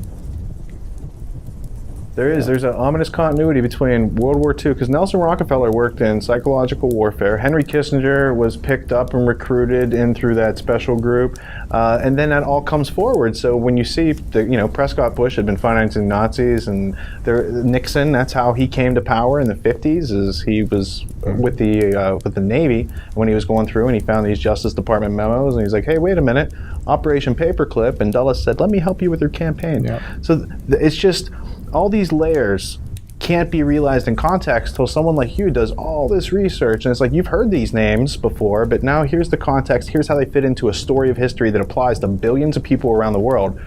Your latest book, Technocracy Rising, puts it in a very coherent order where it's not written above the average individual's ability to understand, but it is written at a point high enough where you can really respect it and dig into the references and find out for yourself if what you're saying is accurate. And I think when you compare the statements, the declarative statements made in that book, to our reality, it has a very, very high recognition rate where it matches up. So what I'm saying is that's a very artful description of our reality. I think it's going to be long-lasting, even though people are going to outgrow this part, and we're going to learn about freedom, and we're not going to let these guys, rule over everything forever. We are at a point in history where it's in question. Mm-hmm. The right and left side of the teeter-totter is not being balanced toward the middle at all, and something's going to happen if we don't do something as individuals. So Patrick, I would like to thank you for spending so much time today, not only 3 hours this morning on the radio, but the several hours here in Ernie's dining room. It's been an honor and a privilege. I appreciate your time and talent to put it together. It's good.